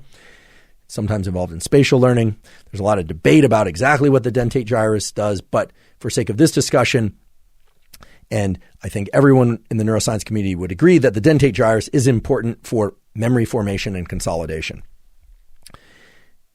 The dentate gyrus does seem to be one region of the brain, certainly in the rodent brain, but more and more it's seeming also in the human brain, where at least some new neurons are added throughout the lifespan. And as it turns out, that cardiovascular exercise can increase the proliferation of new neurons in this structure, and that those new neurons, are important for the formation of certain types of new memories. There are wonderful data showing that if you use X-irradiation, which is a way to eliminate the formation of those new cells, or other tools and tricks to eliminate the formation of those cells, that you block the formation of certain kinds of learning and memory. What does this mean? Well, there are a lot of reasons for the statement I'm about to make that extend far beyond neurogenesis in the hippocampus, learning and memory, but it's very clear that getting anywhere from a minimum of 180 to 200 minutes of so-called zone 2 cardiovascular exercise. So this is cardiovascular exercise that can be performed at a pretty steady state, which would allow you to just barely hold a conversation. So breathing hard, but not super hard. This isn't sprints or high intensity interval training, but doing that for 180 to 200 minutes per week total is, it appears, the minimum threshold for enhancing some of the longevity effects associated with improvements in cardiovascular fitness. And we believe that it is indirectly through enhancements in cardiovascular fitness that there are improvements in hippocampal dentate gyrus neurogenesis. What does that mean? The improvements in cardiovascular function are indirectly impacting the ability of the dentate gyrus to create these new neurons. To my knowledge, there's no direct relationship between exercise and stimulating the production of new neurons in the brain.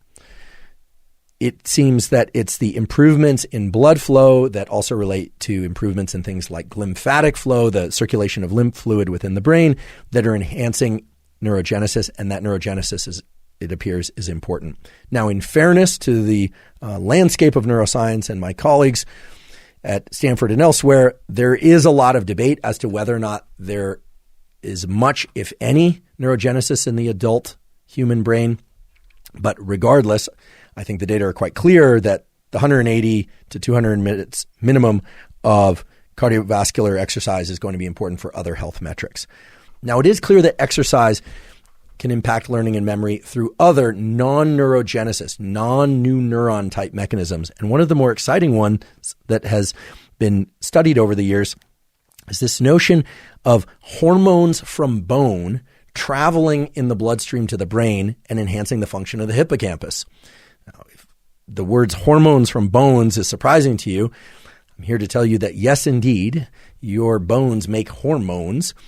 We call these endocrine effects. So in biology, we hear about autocrine, paracrine, and endocrine. And those different terms refer to over what distance a given chemical has an effect on a cell. For instance, a cell can have an effect on itself. It can have an effect on immediately neighboring cells, or it can have an effect on both itself, immediately neighboring cells, and cells far, far away in the body. And that last example of a given chemical or substance having an effect on the cell that produced it, plus neighboring cells, plus cells far away, is an endocrine effect. And a lot of hormones, not all, work in this fashion. Hence why we sometimes hear about endocrine and hormone as kind of synonymous terms. Your bones make chemicals that travel in the bloodstream and have these endocrine effects. So they're effectively acting as hormones. And one such chemical is something called osteocalcin. Now, these findings arrived to us through various labs, but one of the more important labs for sake of this discussion today is the laboratory of Eric Kandel at Columbia Medical School. Eric is now, I believe, in his mid to late 90s, still very sharp, and has studied learning and memory. It also turns out that he is an avid swimmer. Now, I happen to know that Eric swims anywhere from a half a mile to a mile a day. And again, this is anecdata. I'm not referring to the published data just yet, but he credits that exercise as one of the ways in which he keeps his brain sharp, and has indeed kept his brain sharp for many, many decades. And as I mentioned before, he's well into his 90s, so pretty impressive. His laboratory has studied the effects of exercise on hippocampal function and memory, and other laboratories have done that as well.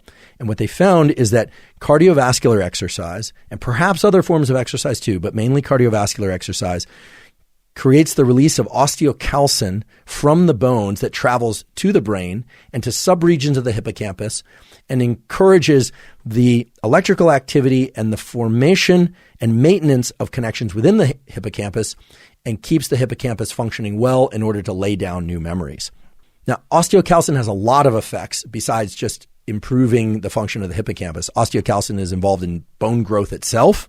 It's involved in hormone regulation. In fact, there's really nice evidence that it can regulate testosterone and estrogen production by the testes and ovaries, and a bunch of other effects in other organs of the body. Because again, it's acting in this endocrine manner. It's arriving from bone to a lot of different organs to have effects.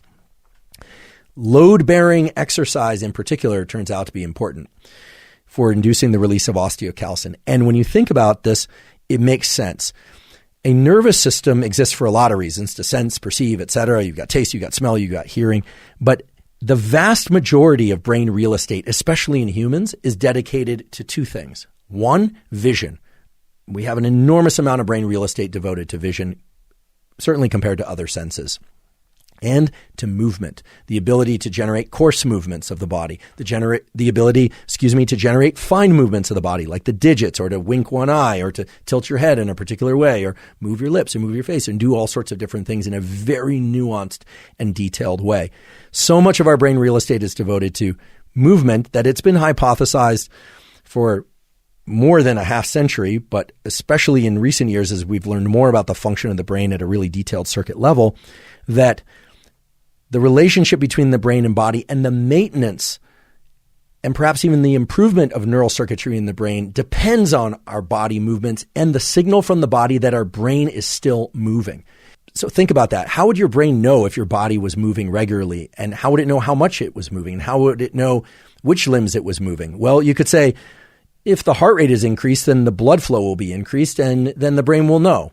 But how does your brain know that it's increased blood flow due to movement and not to, for instance, just stress, right? Maybe you actually can't move and you're very stressed about that, and so the increased blood flow is simply a consequence of increased stress.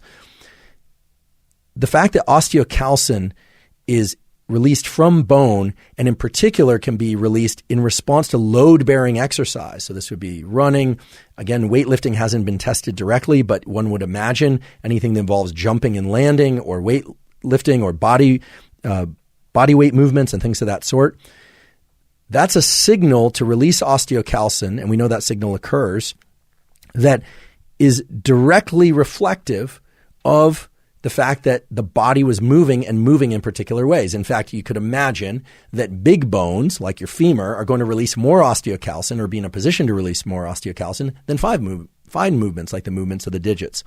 And this idea that the body is constantly signaling to the brain about the status of the body and the varying needs of the brain to update its brain circuitry is a really attractive idea that fits entirely with the biology of exercise, osteocalcin, and hippocampal function.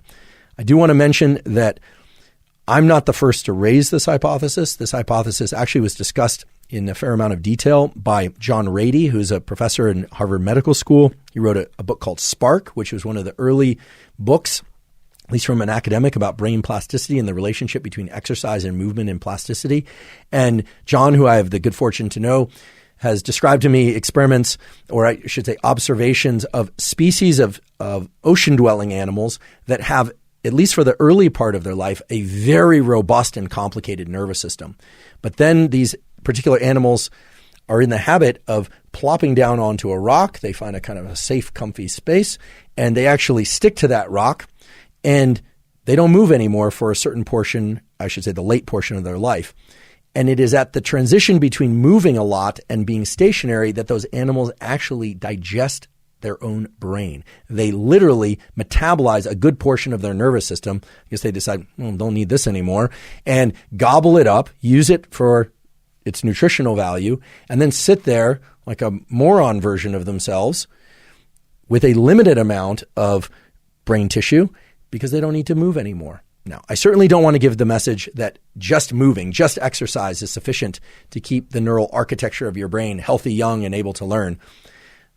While that might be true, it's also important to actually engage in attempts to learn new material, either physical material, so new types of movements and skills, and or new types of cognitive information, languages, mathematics, history, current events, all sorts of things that involve your brain. Nonetheless, it's clear that physical movement and cognitive ability and the potential to enhance cognitive ability and the ability to learn new physical skills are intimately connected. And osteocalcin appears to be at least one way in which that brain-body relationship is established and maintained. So given the information about osteocalcin and movement, and given the information about spiking adrenaline late or after a period of attempt to learn, you might be asking, when is the best time to exercise?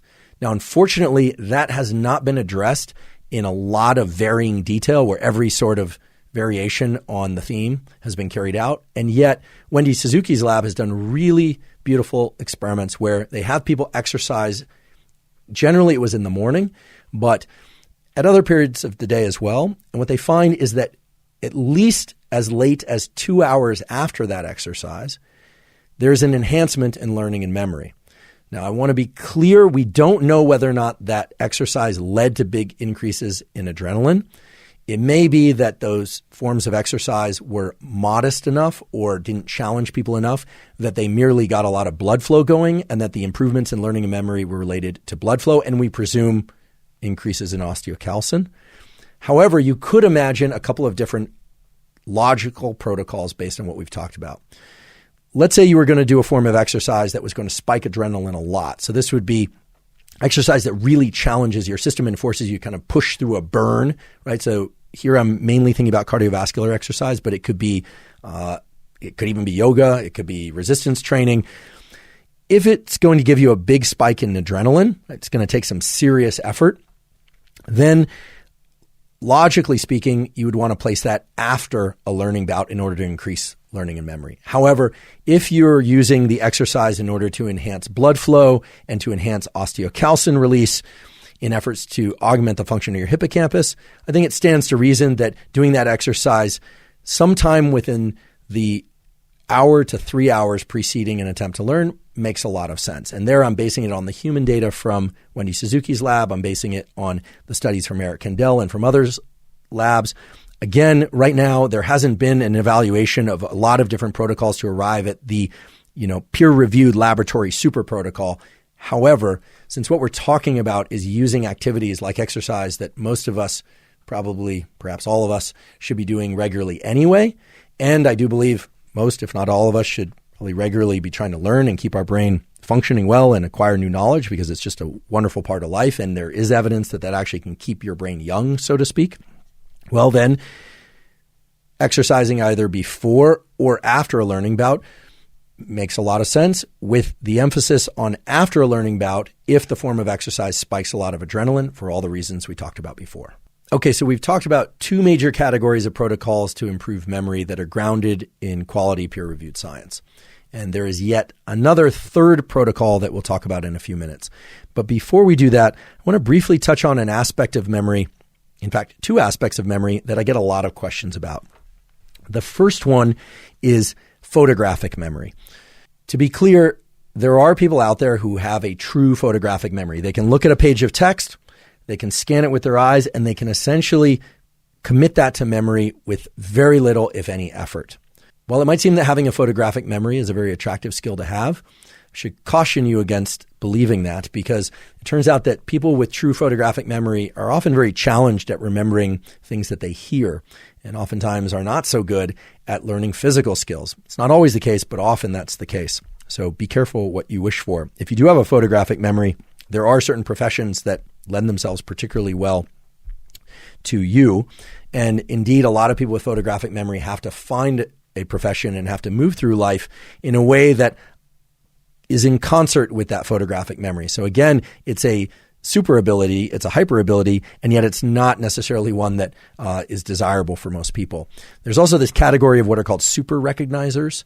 These people are, I should mention, highly employable by government agencies. These are people that have an absolutely astonishing ability to recognize faces and to match faces to templates. They can look at a photograph of, say, somebody on a most wanted list, and then they can look at video footage of, let's say, an airport or a mall or a city street at fairly low resolution, and they can spot the person whose face matches that photograph that they looked at, even if that video or other footage is of people's profiles or even the tops of their heads and just a portion of their forehead. These people have just an incredible ability to recognize faces and to template match.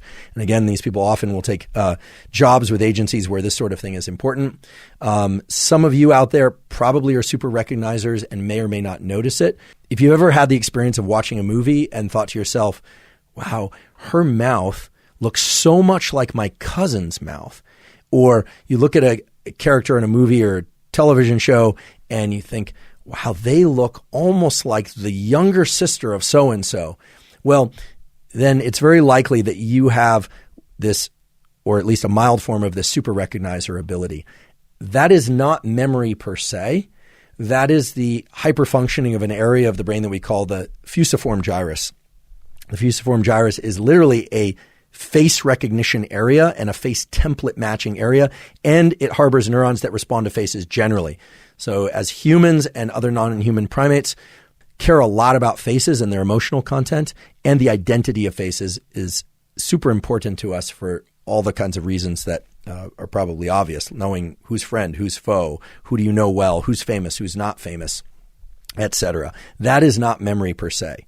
And yet, if you're a super recognizer, or I guess we could call it a moderate face recognizer, or not very good at recognizing faces, because indeed there are some people that are kind of face blind. They don't actually recognize people when they walk in the room. I used to work with somebody like this. I'd walk into his office and he'd say, "Are you Rich or are you Andrew?" I'd say, "Well, am I rich, like, wealth rich? No." And he'd say, "No, are you Richard or are you Andrew?" And I'd say, "I'm Andrew. We know each other really well." He said, "Oh, I'm sorry, I'm kind of face blind." And it actually tended to be better or worse on depending on how much he was working. Ironically, the more rested he was, the more face blind he would become. So it wasn't a sleep deprivation thing. That exists. That's out there. There's the full constellation of people's ability to recognize faces. That's not really memory. And yet visual function is a profoundly powerful way in which we can enhance our memory. So whether or not you're a super recognizer of faces, whether or not you are face blind or anything in between, next I'm going to tell you about a study which points out the immense value of visual images for laying down memories, and you can leverage this information, and this involves both the taking of photographs, something that's actually quite easily done these days with your phone, as well as your ability to take mental photographs by literally snapping your eyelids shut. So I just briefly want to describe this paper because it provides a tool that you can leverage in your attempt to learn and remember things better. The title of this paper is Photographic Memory: The Effects of Our Volitional Photo Taking on Memory for Visual and Auditory Aspects of an Experience. I really like this paper because it refers to photographic memory not in the context of photographic memory that we normally hear about, where people are truly photographic, look at a page and somehow absorb all that information and commit it to memory, but rather the use of camera photographs or the use of mental camera photographs, literally looking at something and deciding, blink, and snapping a snapshot of whatever it is that you were looking at and remembering the content. The reason I like this paper and the reason I'm attracted to this issue of mental snapshots is this is something that I've been doing since I was a kid. I don't know why I started doing it, but every once in a while, I would say maybe twice a year, I would look at something and decide to just snap a mental snapshot of it, and I've maintained very clear memories of those visual scenes. 2 years ago, I was in an Uber and I looked out the window and it was a street scene. I was actually in New York at the time, and I decided, for reasons that are still unclear to me, to take a mental snapshot of this city street image, even though nothing interesting in particular was happening. And I do recall that there was a guy wearing a yellow shirt walking, there was some construction, et cetera. I can still see that image in my mind's eye because I took this mental snapshot. This paper addresses whether or not this mental snapshotting thing is real, and this is something that I think a lot of people will resonate with, whether or not the constant taking of pictures on our phones or with other devices is either improving or degrading our memory. You can imagine an argument for both. A lot of people are taking pictures that they never look at again. And so in a sense, they're outsourcing their visual memory of events into their phone or to some other device. And they're not ever accessing the actual image again. They're not looking at it, right? You're not printing out those photos. You're not scanning through your phone again. Sometimes you might do that, but most of the time people don't. Most of the photographs that people taking, they're not revisiting again. So the motivation for this study was that previous experiments had shown that if people take photos of a scene or a person or an object, that they are actually less good at remembering the details of that scene or object, etc. This study challenged that idea and raised the hypothesis that if people are allowed to choose what they take photos of, that taking photos, again, this is with a camera, not mental snapshotting, that taking those photos would actually enhance their memory for those objects, those places, those people, and in fact, details of those object, places, and people. And indeed, that's what they found. So in contrast to previous studies where people had been more or less told, take photos of these following objects or these following people or these following places, and then they were given a memory test at some point later. In this study, people were given volitional control, right? They were given agency in making the decision of what to take photos of. And I'll just summarize the results. We'll provide a link to this study. I should say that some of the stuff that they tested was actually pretty challenging. Some of them were pottery and other forms of ceramics that are of the sort that you see if you go to a big museum in a big city. And if you've ever done that and you see all the different objects, there are a lot of details in those objects, and a lot of those objects look a lot alike. And so, some will have two handles, some will have one handle, the position of the handles, how broad or narrow these things are. A lot of this is pretty detailed stuff. They also took photos of other things. So basically what they found was that if people take pictures of things and they choose which things they're taking pictures of, right? It's up to them. It's volitional, that there's enhanced memory for those objects later on. However, it degraded their ability to remember auditory information. So what this means is that when we take a picture of something or a person, we are stamping down a visual memory of that thing, and that makes sense. It's a photograph after all. But we are actually inhibiting our ability to remember the auditory, the sound component of that visual scene or what the person was saying. Very interesting, and points to the fact that the visual system can outcompete the auditory system, at least in terms of how the hippocampus is encoding this information. The other finding I find particularly interesting within this study is that it didn't matter whether or not they ever looked at the photos again. So they actually had people take photos or not take photos of different objects. They had some people keep their photos and they had other people delete their photos. And it turns out that whether or not people kept the photos or deleted those photos had no bearing on whether or not they were better or worse at remembering things. They were always better at remembering them as compared to not taking photos of them. What does this mean? It means that if you really want to remember something or somebody, take a photo of that thing or person.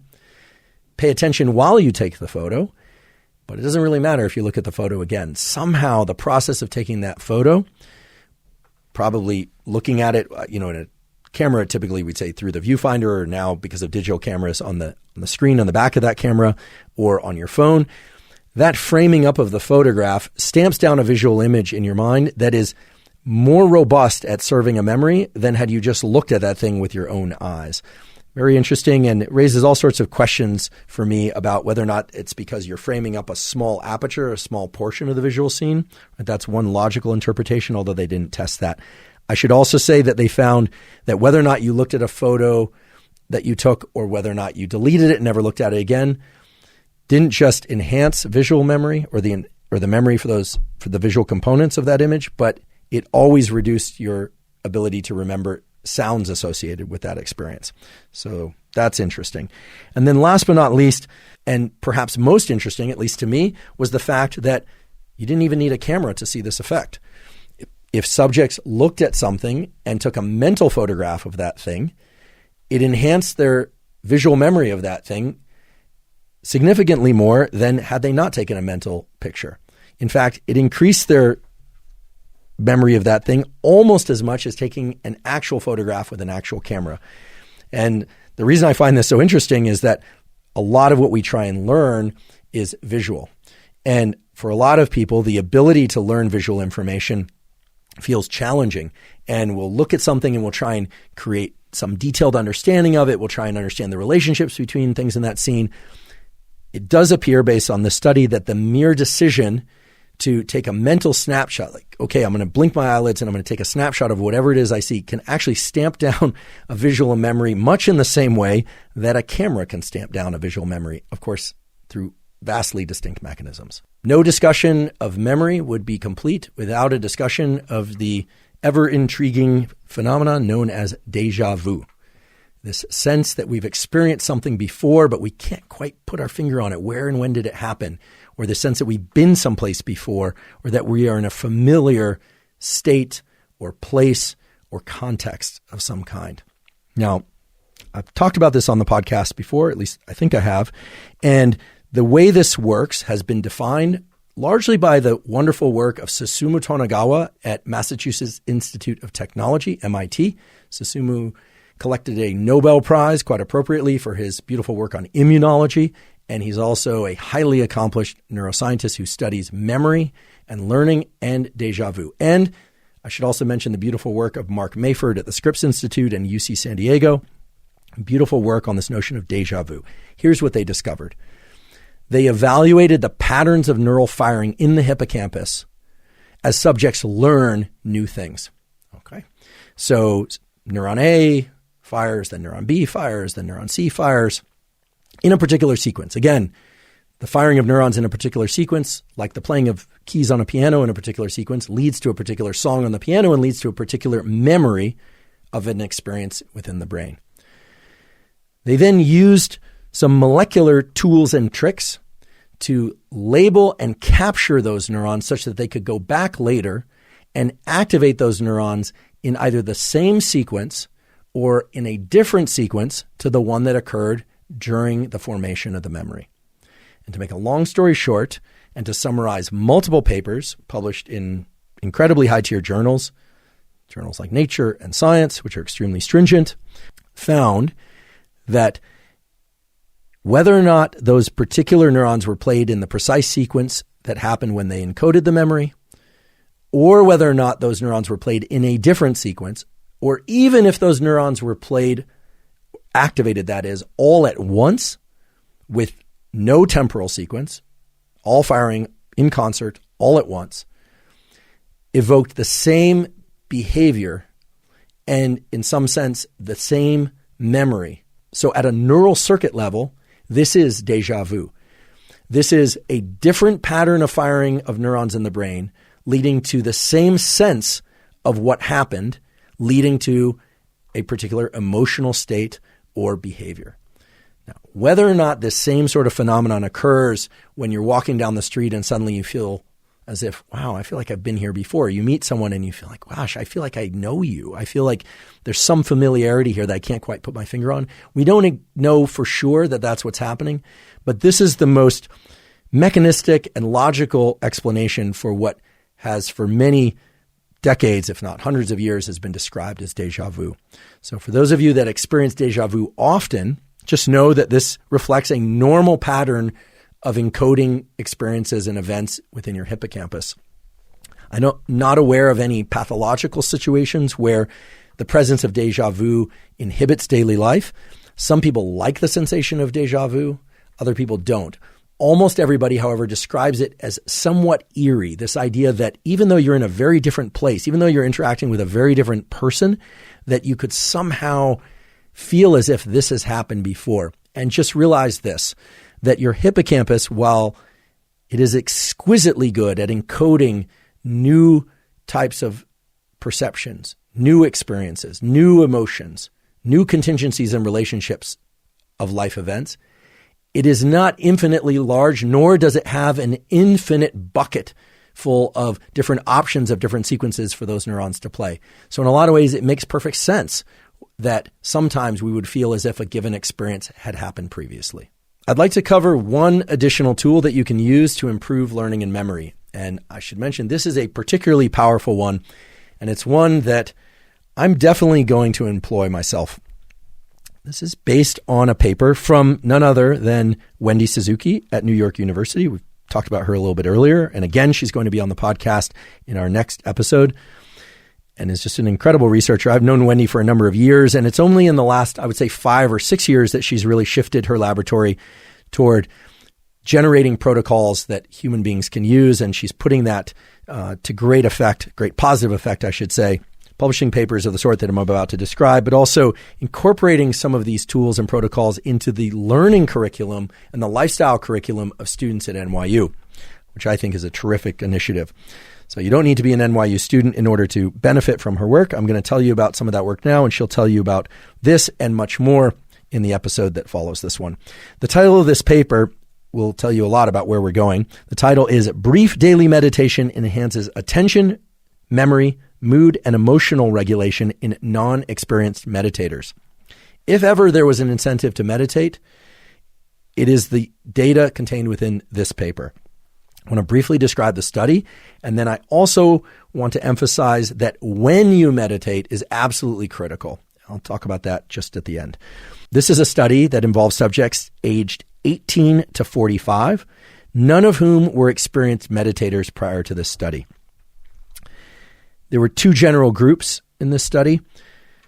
One group did a 13-minute long meditation, and this meditation was a fairly conventional meditation. They would sit or lie down.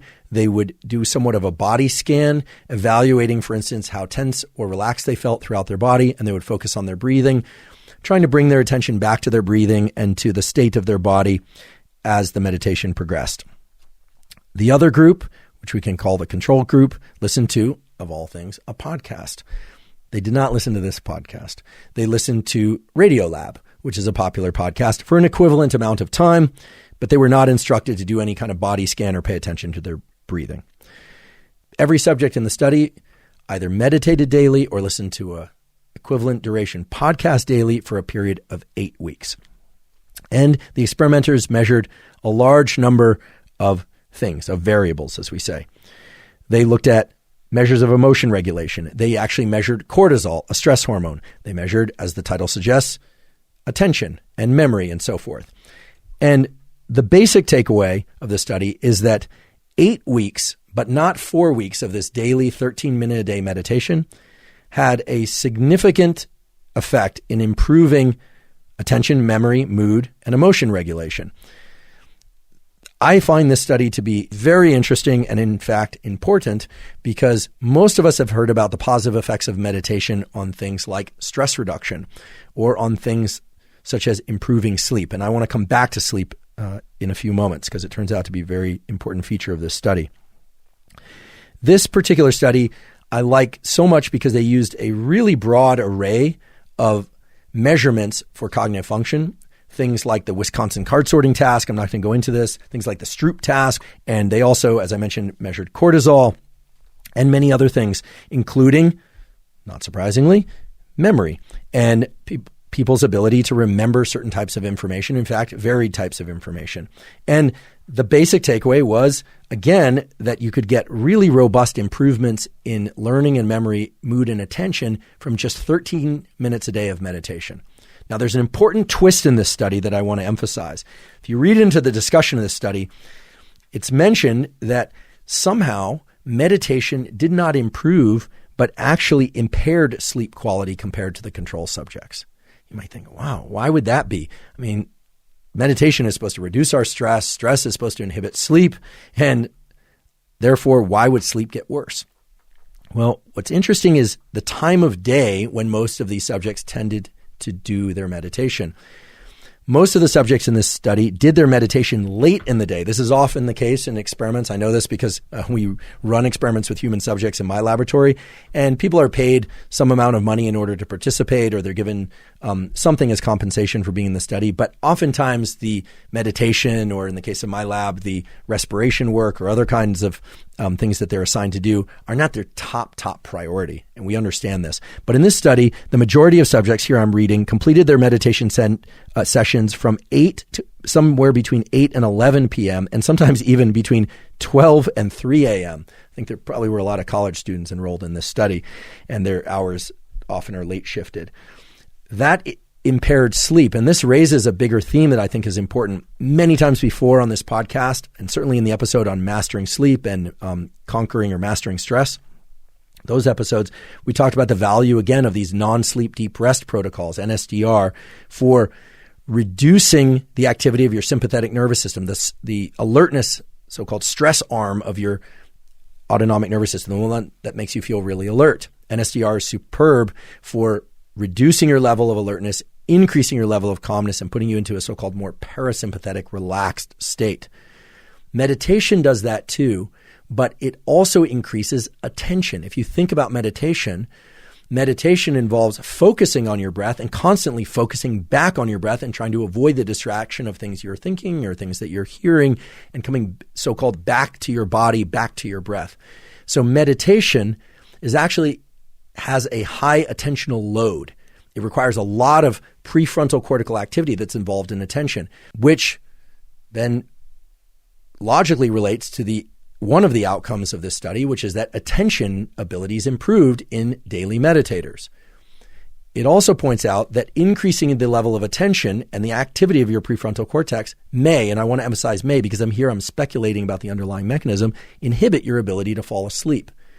So while we have meditation on the one hand, that does tend to put us into a calm state, but it is a calm, very focused state. In fact, attention and focus are inherent to most forms of meditation. Non-sleep deep rest, such as Yoga Nidra, as some of you know it to be, or NSDR. There's a terrific NSDR script that's available free online that's put out by Made For. So you can go to YouTube, NSDR Made For. You can also just do a search for NSDR. There are a number of these available out there, again, at no cost. Those NSDR protocols tend to put people into a state of deep relaxation, but also very low attention. And we have to assume very low activation of the prefrontal cortex. So the takeaways from the study are severalfold. First of all, that daily meditation of 13 minutes can enhance your ability to pay attention and to learn. It can truly enhance memory. However, you need to do that for at least 8 weeks in order to start to see the effects to occur. And we have to presume that you have to continue those meditation training sessions.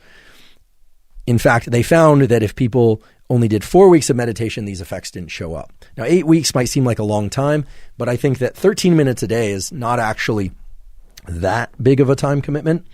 And the results of this study certainly incentivized me to start adopting I'm going for 15 minutes a day now. I've been an on and off meditator for a number of years. I've been pretty good about it lately, but I confess I've been doing far shorter meditations of anywhere from 3 to 5 or maybe 10 minutes. I'm going to ramp that up to 15 minutes a day. And I'm doing that specifically to try and access these improvements in cognitive ability and our abilities to learn. Also based on the data in this paper, I'm going to do those meditation sessions either early in the day, such as immediately after waking, or close to it. So I might get my sunshine first. I'm, as you all know, very big on getting sunlight in the eyes early in the day, as much as one can and as early as one can once the sun is out. But certainly doing it early in the day and not past 5 p.m. or so in order to make sure that I don't inhibit sleep. Because I think this result that they describe of meditation inhibiting quality sleep compared to controls is an important one to pay attention to. No pun intended. Today, we covered a lot of aspects of memory and how to improve your memory. We talked about the different forms of memory, and we talked about some of the underlying neural circuitry of memory formation, and we talked about how the emotional saliency and intensity of what you're trying to learn has a profound impact on whether or not you learn in response to some sort of experience, whether or not that experience is reading or mathematics or music or language or a physical skill. It doesn't matter. The more intense of an emotional state that you're in the period immediately following that learning, the more likely you are to remember whatever it is that you're trying to learn. And we talked about the neurochemicals that explain that effect, about epinephrine and corticosterones like cortisol, and how adjusting the timing of those is so key to enhancing your memory.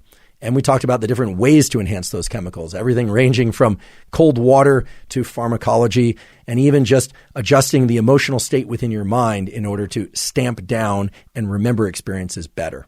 We also talked about how to leverage exercise, in particular load-bearing exercise, in order to evoke the release of hormones like osteocalcin, which can travel from your bones to your brain and enhance your ability to learn. And we talked about a new form of photographic memory, not the traditional type of photographic memory in which people can remember everything they look at very easily, but rather taking mental snapshots of things that you see, again, emphasizing that will create a better memory of what you see when you take that mental snapshot, but will actually reduce your memory for the things that you hear at that moment. And we discussed the really exciting data looking at how particular meditation protocols can enhance memory, but also attention and mood. However, if done too late in the day, can actually disrupt sleep precisely because those meditation protocols can enhance attention. Now, I know that many of you are interested in neurochemicals that can enhance learning and memory, and I intend to cover those in deep detail in a future episode. However, for sake of what was discussed today, please understand that any number of different neurochemicals can evoke or can increase the amount of adrenaline that's circulating in your brain and body. And it's less important how one accesses that increase in adrenaline, right? Again, this can be done through behavioral protocols or through pharmacology. Assuming that those behavioral protocols and pharmacology are safe for you, it really doesn't matter how you evoke the adrenaline release because remember, adrenaline is the final common pathway by which particular experiences, particular perceptions are stamped into memory, which answers our very first question raised at the beginning of the episode, which is, why do we remember anything at all? Right? That was the question that we raised. Why is it that from morning till night and throughout your entire life, you have tons of sensory experience, tons of perceptions? Why is it that some are remembered and others are not? And while I would never want to distill an important question such as that down to a one molecule type of answer, I think we can confidently say, based on the vast amount of animal and human research data, that epinephrine, adrenaline, and some of the other chemicals that it acts with in concert is in fact the way that we remember particular events and not all events. If you're learning from and or enjoying this podcast, please subscribe to our YouTube channel. That's a terrific zero-cost way to support us. In addition, please subscribe to our podcast on Spotify and on Apple. And now on both Spotify and Apple, you can leave us up to a 5-star review. Please also leave us comments and feedback in the comment section on our YouTube channel. You can also suggest future guests that you'd like us to cover. We do read all those comments. Please also check out the sponsors mentioned at the beginning of today's podcast. That's a terrific, perhaps the best way to support this podcast. We also have a Patreon. It's patreon.com/Andrew Huberman. And there you can support this podcast at any level that you like. During today's episode and on many previous episodes of the Huberman Lab podcast, we discuss supplements. While supplements aren't necessary for everybody, many people derive tremendous benefit from them for things like enhancing sleep and focus, and indeed for learning and memory. For that reason, the Huberman Lab podcast is now partnered with Momentous Supplements. The reason we partnered with Momentous is several-fold. First of all, we wanted to have one location where people could go to access single ingredient, high quality versions of the supplements that we were discussing on this podcast. This is a critical issue. A lot of supplement companies out there sell excellent supplements, but they combine different ingredients into different formulations, which make it very hard to figure out exactly what works for you and to arrive at the minimal effective dose of the various compounds that are best for you, which we think is extremely important. And that's certainly the most scientific way or rigorous way to approach any kind of supplementation regimen. So Momentous has made these single ingredient formulations on the basis of what we suggested to them. And I'm happy to say they also ship internationally. So whether or not you're in the US or abroad, they'll ship to you. If you'd like to see the supplements recommended on the Huberman Lab podcast, you can go to livemomentous.com/Huberman. They've started to assemble the supplements that we've talked about on the podcast, and in the upcoming weeks, they will be adding many more supplements such that in a brief period of time, most, if not all of the compounds that are discussed on this podcast will be there again in single ingredient extremely high quality formulations that you can use to arrive at the best supplement protocols for you. We also include behavioral protocols that can be combined with supplementation protocols in order to deliver the maximum effect. Once again, that's livemomentous.com/Huberman. And if you're not already following us on Twitter and Instagram, it's Huberman Lab on both Twitter and Instagram. There, I describe science and science-related tools, some of which overlap with the content of the Huberman Lab podcast, but much of which is distinct from the content of the Huberman Lab podcast. We also have a newsletter called the Huberman Lab Neural Network. That newsletter provides summary protocols and information from our various podcast episodes. It does not cost anything to sign up. You can go to hubermanlab.com, go to the menu, and click on newsletter. You just provide your email, and I should point out we do not share your email with anyone else. We have a very clear privacy policy that you can read there. And that newsletter comes out about once a month. You can also see some sample newsletters, things like the toolkit for sleep or for neuroplasticity and for various other topics covered on the Huberman Lab podcast. Once again, thank you for joining me today to discuss the neurobiology of learning and memory and how to improve your memory using science-based tools. And last but certainly not least, thank you for your interest in science.